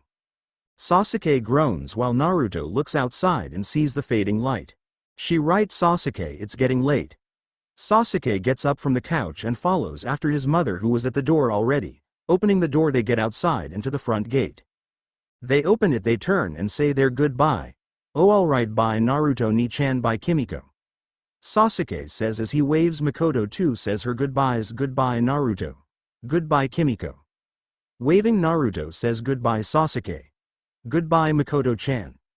Naruto and Kimiko keep waving to them as they walk away. When they get out of sight, Naruto and Kimiko head back into the house after closing the front gate. Nearing midnight, Naruto and Kimiko were still awake even though it was nearly midnight. They were outside in front of the house. Naruto was about to summon Haru and some of the Recon wolves. Kimiko was off to the side watching Naruto get started. Taking a deep breath, Naruto bites his thumb, then sweeps it down the tattoo, then he slams his hand into the ground and says Kachiyose no Jutsu. Then 4 medium-sized pillars of smoke erupts in front of Naruto. The pillar closet to Naruto disappears and in its place is Haru. The 3 pillars behind him disappear as well, and in their places are 3 wolves. These wolves were slightly smaller than Haru. 2 of them had pure light brown fur, while the last one had black fur with small patches of white fur on its feet. The 2 brown wolves had 3 tails, but the black one had 4 tails. Tied alongside of their faces were masks, and they all were wearing some sort of black armor. Even Haru was wearing it. It wasn't a bulky type of armor either. It looked really light and form-fitting. Kimiko was right, they are like Anbu, Naruto thinks as he gets a look at them. Seeing Naruto and Kimiko in front of them, all 4 wolves bow. The 4-tailed wolf steps forward and sits next to Haru, then says, Naruto-sama, Kimiko-sama, it is good to finally meet the both of you. My name is Kiyoshi, I am the leader of the Recon Wolves, and these 2 behind me are Soda and Sake, my second in commands. Both of the wolves bow as their names are said. Nodding to them, Naruto says, has Haru told of what he felt earlier? The 3 Recon Wolves nod, then Naruto continues, then I want you to go watch the area for me, but also I want you to watch a man by the name of Itachi Uchiha. Haru already knows what he looks, so he will point him out. That's when Kimiko adds, remember the people in the area are of the Uchiha clan who have one of the great 3 dojutsu, the Sharingan. So you are going to have to be extra cautious. The wolves nod in understanding, then Kimiko continues, Haru-kun, since you've been there before, you were in charge, is that understood? Haru nods. The Kimiko looks at the Recon Wolves leader, are you fine with this decision, Kiyoshi-kun?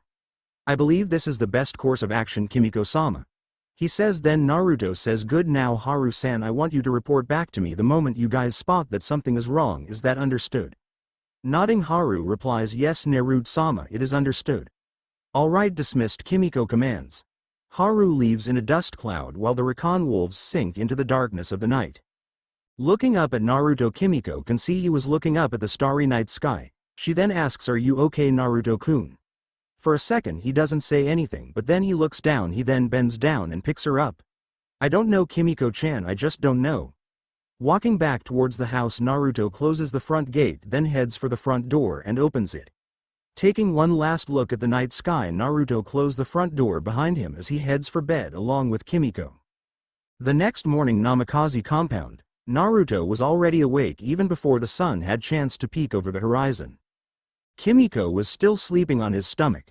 Looking outside, Naruto had only one thought in his mind: today is the day it was his birthday, the day when he was born, and also the day when both of his parents disappeared from his life. His father died, sealing Kimiko the Jubi no Ukami within him. Although his mother was listed as died, her body was never found. Looking over at Kimiko, who rose and fell as he breathes, Naruto begins to pet her. Her tail sways lightly from side to side. He continues to pet her as the sun rises and shines into his bedroom. As the light lands on Kimiko's sleeping form, she begins to stir as she goes through her routine of stretching herself out. She lets out a groans as her eyes catch the light coming through the window. Looking over at Naruto, she can see he is already awake. Remembering that today is his birthday, Kimiko says, happy birthday, Naruto-kun. Naruto smiles at her, then says, thank you, Kimiko-chan. Moving up to his face, Kimiko gives Naruto's face a big lick. Chuckling, Naruto wipes his face off with his selves. He then pulls Kimiko into a big hug, as she giggles. Letting her go, Naruto hops off of his bed as Kimiko does the same. Walking to the door, he opens it and heads for the kitchen to fix himself something to eat, but before that he lets Kimiko out to eat. Walking back down the hallway, he heads into the kitchen and fixes himself a plate of eggs and bacon. After finishing his breakfast, Naruto heads back upstairs to take a shower. Once out of the shower, Naruto puts on his regular clothes consisting of his black flak jacket over a black long-sleeved shirt with black pants. He was wearing his black steel-tip combat boots, and over his flak jacket was his gray trench coat with black flames on the bottom of it and also on the bottom of the short sleeves. He also put his black fingerless gloves with a metal plate on the back of them. His twin black katanas Kuroi K's were on either of his hips like usually, and his pure white Nodashi Shiroi Inazuma was on his back. Heading downstairs, Naruto goes to the front door and opens it. Walking outside, Naruto closes the front door behind him. Opening the front gate, Naruto closes it behind him as well. Then he decides to wait for Kimiko. He doesn't have to wait for long as he sees Kimiko bound into the clearing. She stops right in front of him and says, "So what are we going to do now, Naruto-kun? Let's go to see Ayame and Tuchi." Nodding, Kimiko hops into his arms, but before they leave, Naruto placed a henge over himself and Kimiko so the villagers won't notice them. Now he was sporting a short shelved black shirt, white shorts and some regular ninja sandals. His hair was slightly long and black. His eyes were black as well. His swords were completely hidden from view. Kimiko, who was in Naruto's arms, now had brown fur. Finishing the henge, they both head off towards Ichiraku Ramen Bar. Ichiraku Ramen Bar, currently cleaning the sitting area of her family restaurant as Ayame, her father Tuchi, was getting the kitchen ready for the day. As she continues to clean the sitting area, Ayame asks her father, "When do you think Naruto-kun will arrive?"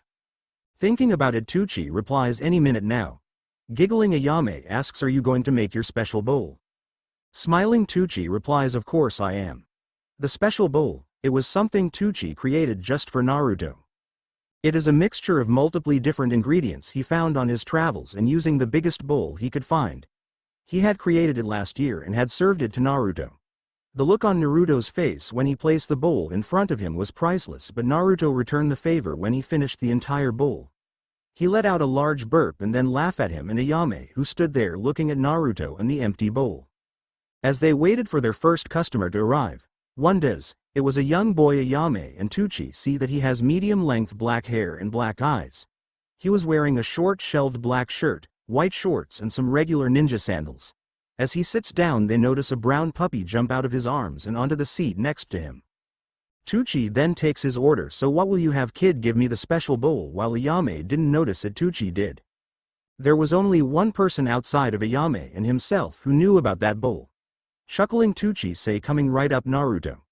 Shocked, Ayame looks at her father, then at the boy sitting in there. That's when she sees the boy chuckle then fade. In his place was Naruto. He was sitting there in his regular outfit. On the chair next to him was the wolf pup Kimiko. "How did you know it was me?" Naruto says with a smirk on his face. "Only the three of us know about that bowl, Naruto," Tuchi says as he begins creating Naruto's order. Giggling, Ayame says, "Happy birthday, Naruto-kun." She pulls out of her pocket a piece of paper. Taking that paper, Naruto looks at it and his eyes widen while he begins to drool. The piece of paper was actually a ticket for free ramen at the restaurant for 4 months. To Naruto it felt as if he was holding a brick of gold in hands. Wiping off the drool, Naruto says, "Thank you so much, Ayame-chan." "Well, it is your birthday after all," Ayame says as they begin to talk. It took Tuchi about a good 20 minutes to create Naruto's bowl. Placing the bowl in front of him, Tuchi and Ayame watch as Naruto wipes off more drool from his mouth before he digs in, and dig in he did. It took Naruto 10 minutes to finish the bowl. When he was done, he lets out large burp. "Naruto, watch your manners," Ayame scolds, but Tuchi says, "It's alright, Ayame, that is music to my ears. It means that I have successfully fed another hungry person." Taking the bowl, Ayame begins to wash it. That's when Naruto asks, even though he knew the answer, "So how much do I owe you?" "Like always, Naruto, it's free." Nodding, Naruto picks up Kimiko and hops of the chair before he says, "Okay, well, I got to get going. Bye you guys." "Okay, Naruto, and be careful," Ayame says as she watches him leave. Turning down an ally, Naruto uses his shunshin to get back home. Namikaze compound. A column of black lightning shot up into the air, then exploded in a shower of black sparks, signal Naruto's arrival. As soon as he does arrive, he is immediately greeted by Kakashi Hatake and Rin Inuzuka. "Hey Naruto, happy birthday," Rin calls out as she stands next to Kakashi. Right next to her was her dog Maki. She was about the size of one of the 3 Haimaru brothers and her color pattern was a direct opposite of theirs. She had white fur on top and gray fur on the bottom. And I just remembered I never really detailed what Rin's dog companion looked like or its name. Silly me XD. "Happy birthday, kid," Kakashi adds with his famous eye smile. Walking up to them, Naruto says, "Thanks you guys," handing Naruto his present. Rin says, "Here Naruto, we got this for you." Taking it, Naruto opens it and is floored by Kakashi and Rin's present. It was a cleaning kit for all types of weapons, from kunai to swords. With that kit he cleaned and sharpened them. Naruto had seen one of these in Minoru's store and they were pretty pricey. It was more than Naruto could afford at the moment. "Come on, let's go inside," Naruto says after he gives both of them a hug. They head for the gate. Once inside the house, they settle themselves in the living room. Rin's dog Maki and Kimiko were playing together. Kimiko had gotten on her head, was now nibbling on her ears. Kakashi was looking at the old pictures on the dresser. Rin was sitting on the couch in front of Naruto. They were talking about what Naruto has been doing the last few days. So Naruto, I hear you've been training. Nodding, Naruto says, yes, I have been training. So what kind of training have been doing? That's when Naruto tells here what kind of training he has been doing. Rin was shocked that he has been learning such dangerous jutsu, but she then remembers that Kakashi was already a chunin and fighting by Naruto's age. Hearing what type of jutsu Naruto has been learning, Rin says, by the number of Raiden jutsu you have, it looks like you have a strong affinity for it. It seems so. I was even thinking about creating my own Raiden jutsu. Naruto says, which caused Kakashi to turn around and say, creating a jutsu is going to take a lot of hard work. Naruto, are you sure you're up for it? Smirking, Naruto replies, I will never know until I try it. Nodding, Kakashi says, that is true. Maybe I could help you out with the creation of your jutsu, since I have an affinity for Raiden jutsu. Sure, Kakashi ni-chan, you can help me. As they continued to talk, they hear Kimiko bark, hey Naruto, I can smell Sume-chan. Getting up, Naruto walks towards the front as Kakashi asks, where are you going? Naruto, Kimiko says that Sume-chan is coming, so I'm going to go open the gate. Opening the front door, walks over to the gates and opens it.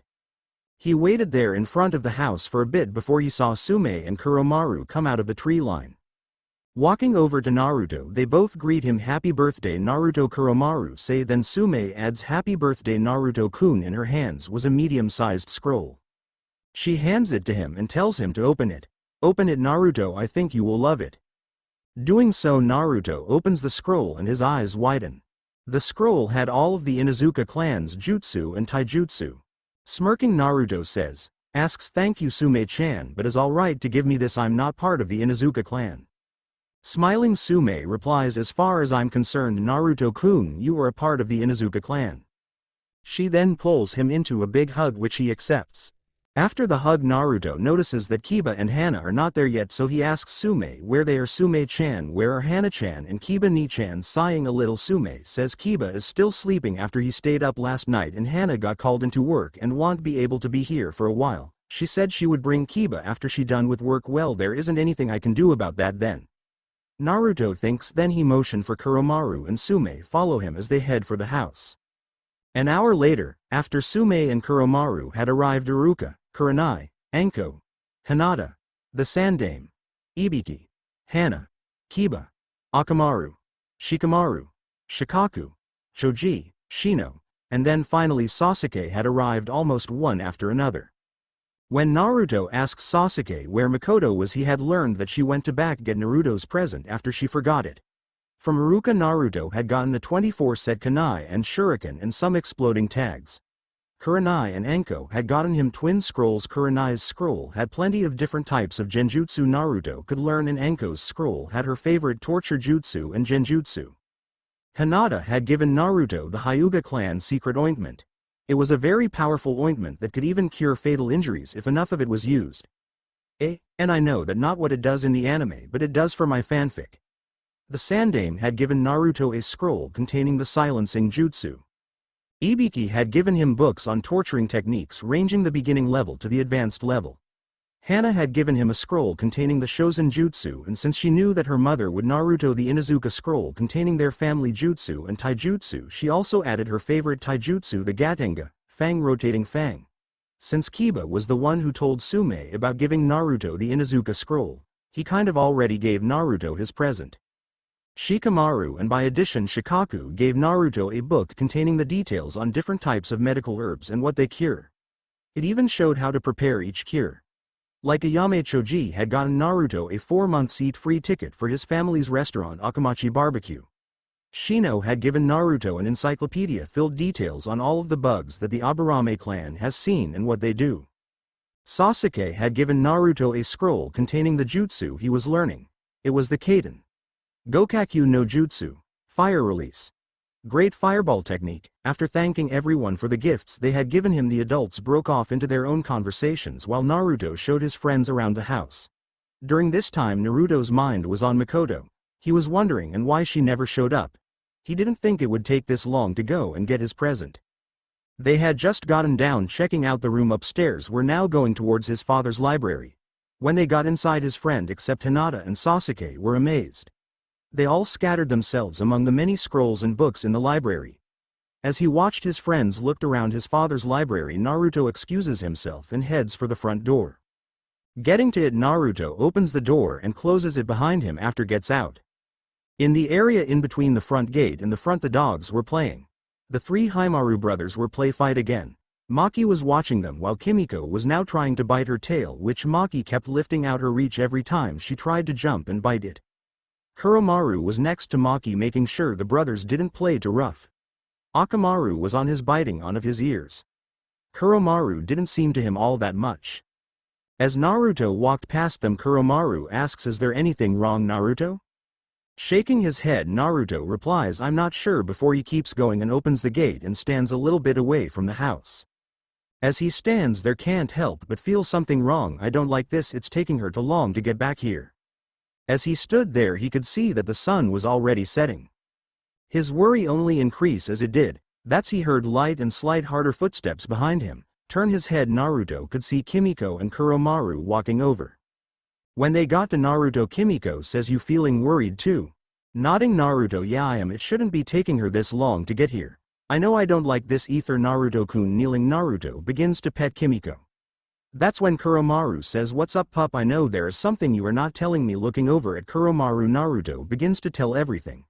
After he does, Kuromaru nods and says, "This isn't feeling right, Naruto. I know, but all we can do now is wait for Haru-san to return with some news." Kuromaru nods again as they sit there. 10 minutes later. It's been 10 minutes and still nothing from either Makoto or Haru. Kimiko and Kuromaru were using their noises to sniff out either Makoto's or Haru's scents, but so far they have gotten nothing. As they continued to wait, Kimiko calls out to them, "I can smell Haru-kun, he's coming. And I can smell blood." Soon enough, a dust cloud appears in front of them. When the dust cloud disappears, they see a battered Haru slumped to the floor. His black armor was cracked and missing some pieces. His brown fur was tinted red by his own blood. The three of them rush over to him. The rest of the dogs had smelled the blood and rushed over as well. They were now crowded around him. Through his half-open eyes, Haru can see Naruto crouched in front of him, so he says, "Naruto-sama, Haru-san, what happened?" Naruto asks, "The Uchiha clan has been massacred," he says through his pants. "But how? I can't smell any blood." Kimiko asks as Naruto stays silent. "There is a barrier that prevents any smell or sound from escaping." Within Naruto, his worry was growing exponentially. Is Makoto-chan safe? Is she dead? What about Itachi? Is he safe? Is he alive?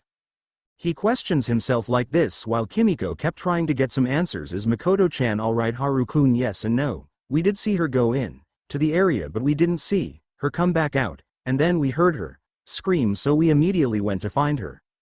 Pausing a bit to rest, Haru continues, "We searched for her until we found her. She was on her knees in front of a street of her dead clansmen. We tried get her out of there, but she wouldn't budge. That's when we were attacked. I was the first one to get hit. It was a Kaden Hosenka no jutsu, I believe. I took most of the hits. The recon wolves were fine, but she wasn't. She got hit by some of the shards from my armor." By then Naruto worry was changed into anger. Who did this? Who has attacked them? Who attacked Makoto-chan? The other dogs started to notice Naruto's features were starting to change. He was getting more feral. The dogs were starting to back away as his ocean blue eyes were turning yellow and his pupils were becoming slit. His sclera was switching from white to black every other second.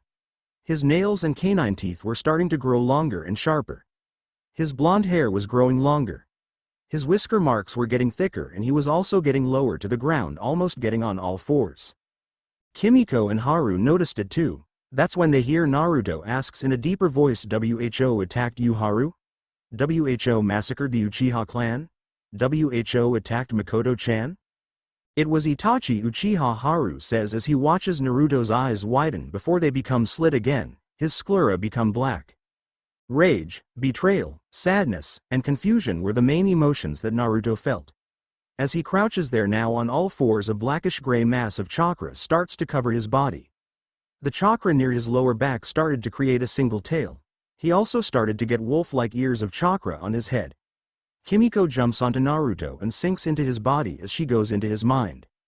Within Naruto's mind, Kimiko begins to try to calm him down. Naruto-kun, please calm down. Her pleading goes unanswered as his rage continues. Please Naruto-kun, you need to calm down. If you don't, you might hurt someone. Kimiko could feel him calming down when she told him that, but he was still far from being totally calm. Inside the house, everyone was starting to feel the chakra and ki coming off Naruto. Those who were there when the village was attacked by Kimiko remember this feeling. It felt the same as that day. Rushing outside, the adults find Naruto on all fours and chakra covering his body. His chakra tail was swaying back and forth. The Inuzukas spotted their dogs slightly away from Naruto, while they also spotted a wounded wolf in front of Naruto. Kurenai and Enko noticed the wolf too and remember that it was the one they had seen earlier bowing to Naruto and Kimiko. Back in Naruto's mind, Naruto says, Kimiko, we are going to the Uchiha compound. Kimiko, not sure about it, asks, are you sure you can keep yourself sane if we do find Itachi? There's only one way to find out. He says, okay fine, let's get over there, but you better be careful Naruto-kun, she says with a sigh. Outside of his mind, Tsume tries to go forward but is stopped by the Sandame. Looking over at him, she sees him shake his head before he walks forward slowly. Naruto, can you hear me? He says. At first he gets no answer, but then he sees Naruto nod his head. He was almost near Naruto when he hears him growl, taking this as his sign to stop. He does. Then he says, what's wrong Naruto? What made you like this? Naruto doesn't answer, he just looks over at Kuromaru and says, Maru-chan, did you hear everything that Haru said? Kuromaru nods. Then tell them what happened. Okay Naruto, I will, he says as he can tell Naruto is going to look for Makoto and Itachi. Looking over at Haru, Naruto says, Haru, can you get back to the Mountain of Wolves? Yes, I can. Naruto-sama, Haru says as he lays there. Then go back and get yourself healed. Naruto orders. The next second Haru disappears in a cloud of smoke. Naruto-kun, what is going on? Tsume asks as she gets to where the Sandame is. All Naruto says is the Uchiha clan has been massacred. Naruto is then enveloped in black lightning which shoots upward, leaving a shower of black sparks. A look of shock appears on all of their faces. The Sandame asks Kuromaru, what did Naruto mean by that? Kuromaru, looking over the group, Kuromaru can see they were all confused, so he begins to tell them what he heard. As he finished telling them what he had heard, the front yard was silent. Then Kakashi says, we need to go and stop Naruto. He can't face Itachi. Even if he is using Kimiko's chakra, Itachi still has an advantage over him. Nodding, the Sandame say, you're right Kakashi, we must get to Naruto before he can get to Itachi. Looking at everyone in front of him, the Sandame sees them all nod.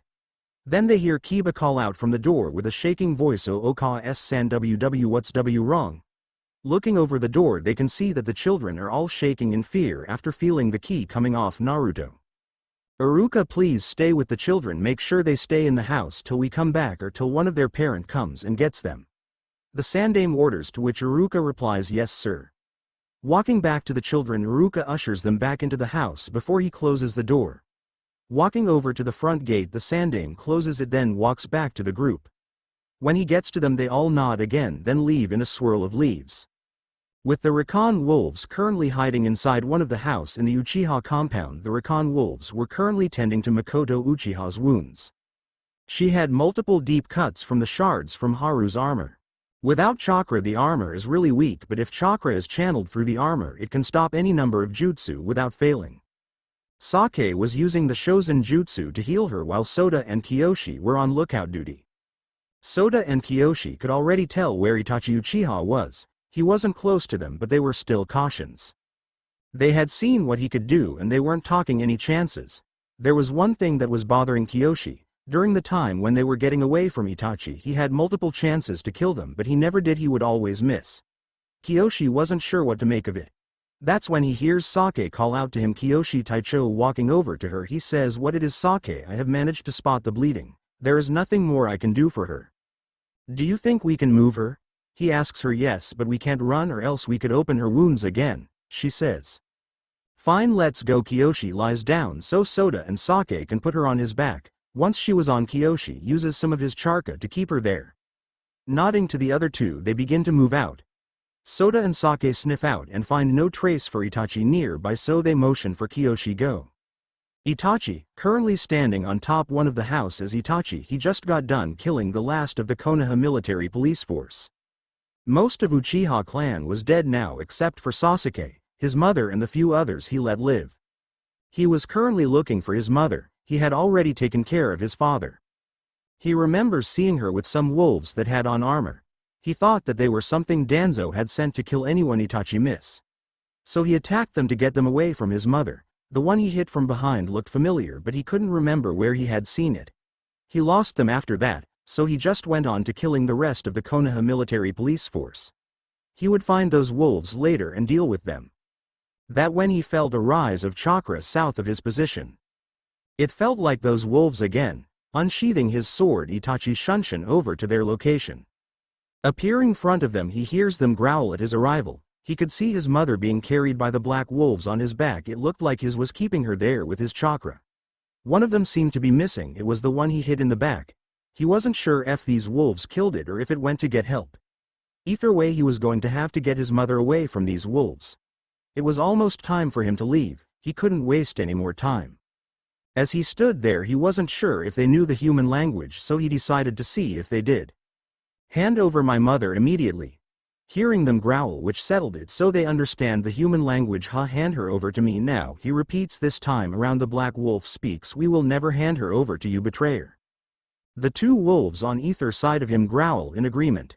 So he can talk, then that means the other two can as well. They might be summons. Why do you wish to protect her? Itachi asks. That is not for you to know, betrayer, the black wolf says, to which Itachi thinks, smart wolves. Not giving up any information. Looks like I won't be getting anything out of them. Guess I'll just take my mother away from them by force. Putting away his sword, Itachi starts going through the hand signs, then says Kaden. Hosenka no Jutsu. Multiple small fireballs shoot out of his mouth towards them wolves. Using his chakra to control the fireballs, he tries to avoid the black wolf so as to not hurt his mother. The two brown wolves stand their ground as the fireballs hit them. Smoke clouds his vision, but he can still see their chakra with his Sharingan. When the smoke to clear, he is amazed the black armor had protected them. It was coming from the back part of their armor. It seemed to have formed a shield that protected them. The surrounding area was burnt, but they weren't. Their chakra seemed to be flowing through it. I see, so they used their chakra to activate it. So that must mean that the other wolf didn't have his activated when I hit him.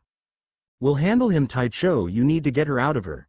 Itachi here, one of the brown wolves, says to the black one. This one sounded male. Yeah, Taicho, go, we'll handle him. He hears the other one say, it sounded female. Nodding, the black wolf turns, starts walking down the street they just came through. Do not underestimate him. The black wolf says he leaves. Like I will let you leave, Itachi says as he goes through more hand signs. Suigaden, water release. Waterfang bullet. Water from a nearby pond becomes a spiraling column that heads straight for the wolves. One of the wolves jump into its path, then raises its shield.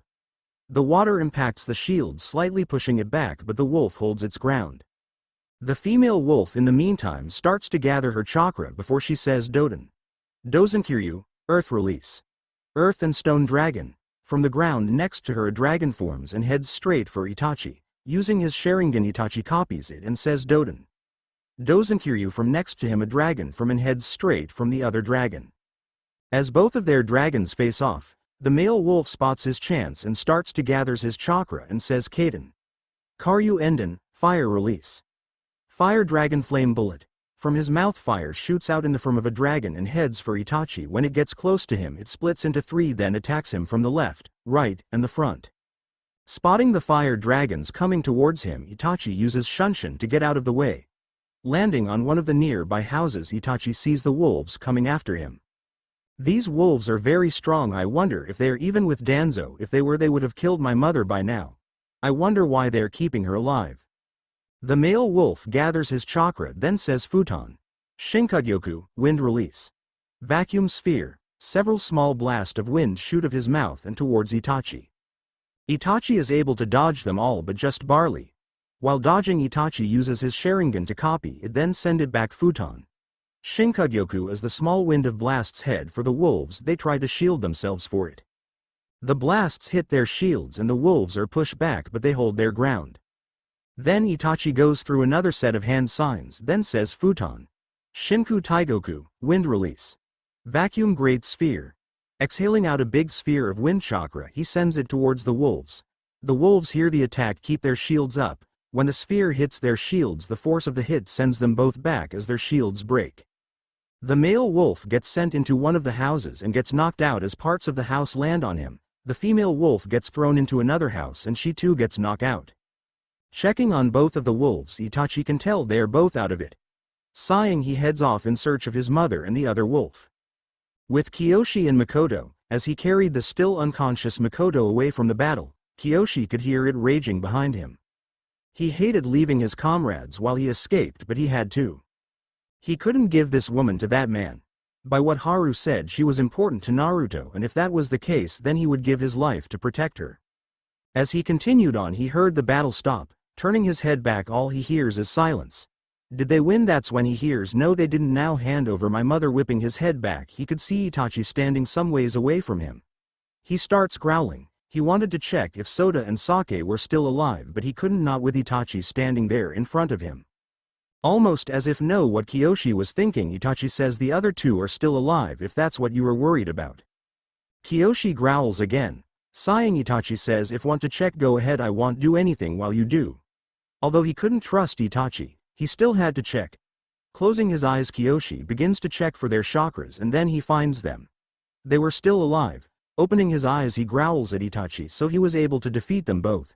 Damn it, this is not good. I won't be able to defeat him by myself, and while trying to keep her out of harm's way and from him. Leave my mother and I'll let you live, Itachi says after he sees Kiyoshi open his eyes. Like I told you before, betrayer, I will not hand her over to you, he says as begins to growls again. Signing, Itachi says, fine, looks like a little force is required to get her away from you. Flashing through the hand size, Itachi says, Kaden. Gokakyu no Jutsu, fire release. Great fireball technique. He exhales a big sphere of fire and sends it towards the both of them, all the while in his mind he thinks you better use your shield, wolf. As the ball of fire continued on, Itachi noticed to his horror that the wolf wasn't putting up his shield. The wolf just stood there with a frustrated look on his face. What hell is going on? Why isn't he putting it up? That one figures it out. The wolf couldn't put it up. The shield comes out from the back of the armor, and since his mother is currently on his back, he couldn't put it up. Then why doesn't he just set her down and put it up? That when he recalls he earlier fight with the two others, their shield only protect themselves, not their surroundings. Since he couldn't stop the jutsu now, Itachi could only watch in horror as the sphere got closer to them. No. He says it is almost on top of them.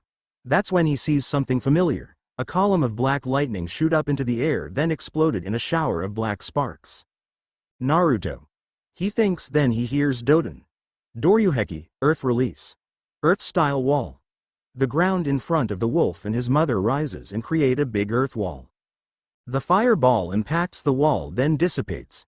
Itachi breathes a sign of relief, then watch as the wall sinks back into the ground. Shock riddles Itachi's face as he sees Naruto. He was on all fours. He had a more feral-like appearance, and he had blackish gray chakra surrounding him. He had tail and two wolf-like ears made of the chakra. His eyes were yellow and slit while his scleras were black. I see, so you have tapped in the demon wolf powers, Naruto. Itachi thinks in his mind, then he hears the wolf behind Naruto says, Naruto-sama, I'm glad you are here. So Naruto is the one who summoned his wolves. Then that means they were protect my mother on his orders. Itachi was glad he didn't kill the other two wolves. Since they were protecting his mother on Naruto's orders, they didn't need to be killed. I'm guessing this wolf and the two others are your summons, Naruto. Naruto doesn't say anything, all he does is growl shortly. Not sure if I should take that as a yes or no. Well, for now that would be a yes. Then he hears Naruto asks the wolf, Kiyoshi, how is she?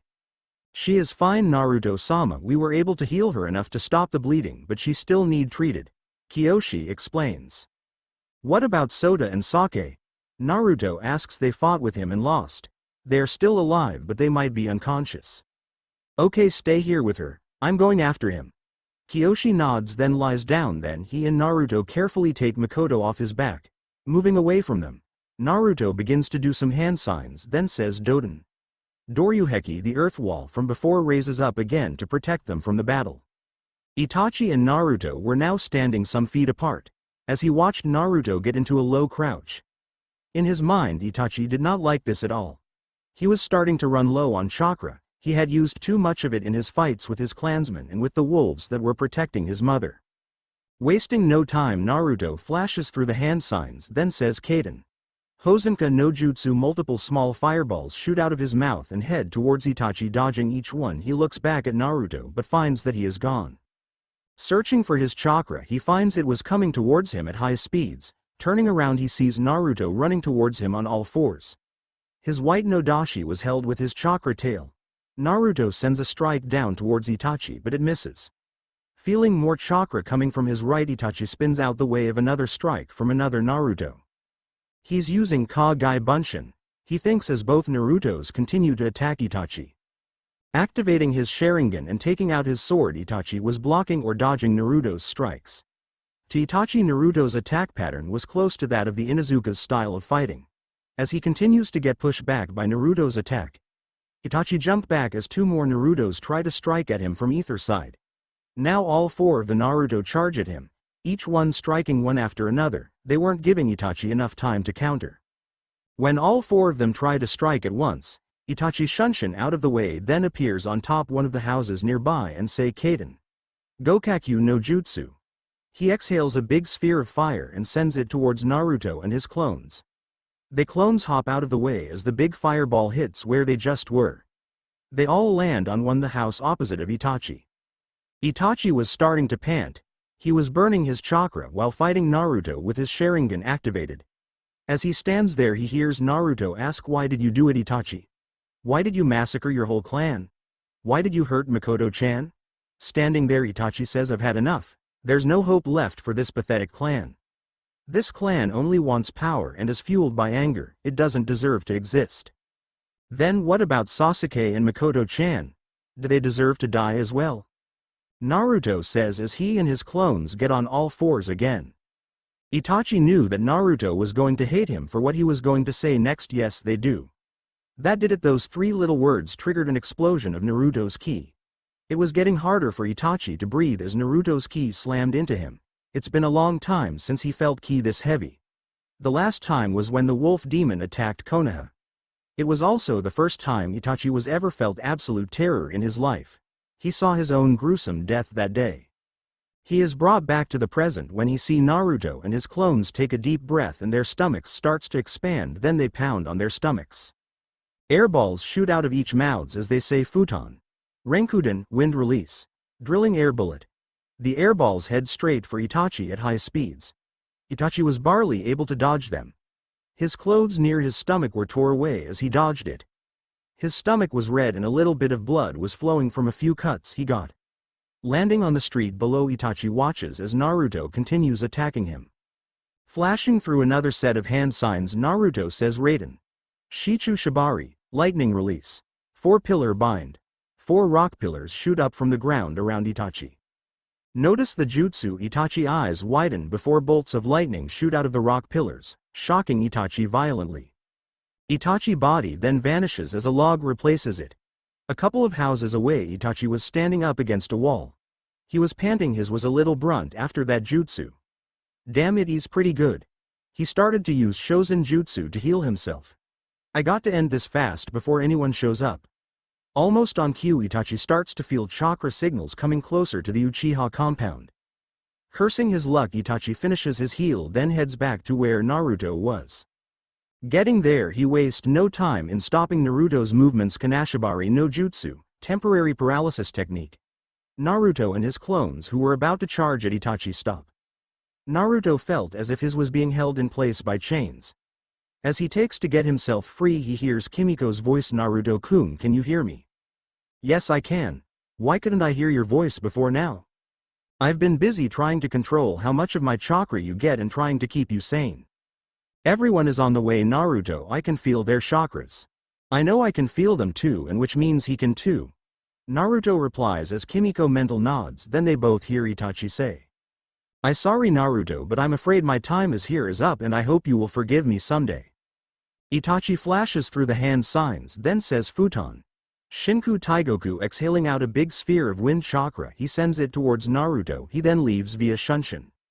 The big ball of wind chakra heads for the paralyzed Naruto. With as much willpower as he can muster, Naruto lifts his arms up. Kimiko's chakra is the first thing the ball of wind hits. Although trying his best to stop it, Naruto is still being pushed back. Like Soda and Sake before Naruto too is sent flying. He is sent right into the earth wall he put up. Crashing into it he breaks right through it. Kimiko's chakra took the most of the impact but he still took some damage. Landing on the floor he rolls for a bit before he stops on his back. As he lay there Kimiko's chakra was starting to disappear back into his body. Naruto-kun, are you okay? Kimiko asks, to which he replies, I can't move my body right now. Don't worry, I'll start healing you. She says thanks. He says then he hear Kyoshi voice, Naruto-sama, how badly are you hurt? He hears Kyoshi footsteps coming closer until they come to a stop near him. I can't move right now, Kyoshi. Naruto says. Shall I start healing you, Naruto-sama? He asks. Naruto shakes his head and says, asks Kimiko is already healing me. How is Makoto-chan doing? She is fine, Naruto-sama, she hasn't woken up yet, but I have some good news. What is it? Naruto asks. I was able to find some members of the Uchiha clan who are still alive. I have healed them to the best of my abilities. Naruto was confusion. Why would Itachi say that the Uchiha clan mustn't be allowed to exist, then he leaves some of them alive? It didn't make any sense. Kyoshi, can you take me to Makoto-chan? Nodding, Kyoshi says of course. Naruto-sama biting Naruto's trenchcoat. Kyoshi drags Naruto into one of the nearby house. As Naruto was dragged further into the house, he could see an old couple laying side by side. The front of their clothes had blood on it and it was torn diagonally. Next he saw two teenage girls lying next to each other. He couldn't see their wounds, so he had to assume that they might have been cut in the back. He could tell that the four of them were still alive by the rising and falling of their chests. Finally they make it to Makoto. She while laying on her back. She looked like she was peacefully sleeping, even though she had just seen the dead bodies of most of her clansmen. Naruto-sama, I have felt a number of Charka signals coming here. That's our reinforcement, Kyoshi. Then I shall keep a lookout for them, he says before he heads outside and onto the roof. Naruto-kun, you should get some rest, Kimiko says as she continues to heal him. Nodding, Naruto says sure, why not. Closing his eyes, Naruto starts to fall asleep, but not before he thinks sarcastically, well, today was another great birthday. Forest south of Konoha. Some time later, Itachi Shunshin in front of Danzo and 6 members of his root Anbu. I have taken care of the Uchiha clan, Itachi says as he stares down Danzo, who at this moment was pissed. From what I hear, Itachi, you left some of them alive even when I told you kill them all. Itachi just stand there not saying a word. That was the final straw for Danzo. I'll make you would regret failing, Itachi. Root, kill him. The root Anbu heads straight for Itachi, who just stands there. Halfway to him they all stop in their track. Each one was struggling to get free. What is wrong with you? Kill him. A pissed Danzo order. Then he tries to go over to them, but he defines that he can't move. Struggling like his men, Danzo says, why can't I move? That would because of me. Off to the side another Itachi comes out of the trees. Itachi had used the Kanashibari no jutsu to stop them all from moving. The other Itachi flashes through hand signs, then says Kaden. Karyu Enden. From his mouth fire shoots out in the form of a dragon and heads for the 6 root Anbu. When it gets close to them it splits into 3, then attacks from the left, right, and the front. Impacting them, they all scream out in pain before they burn to ashes where they stand.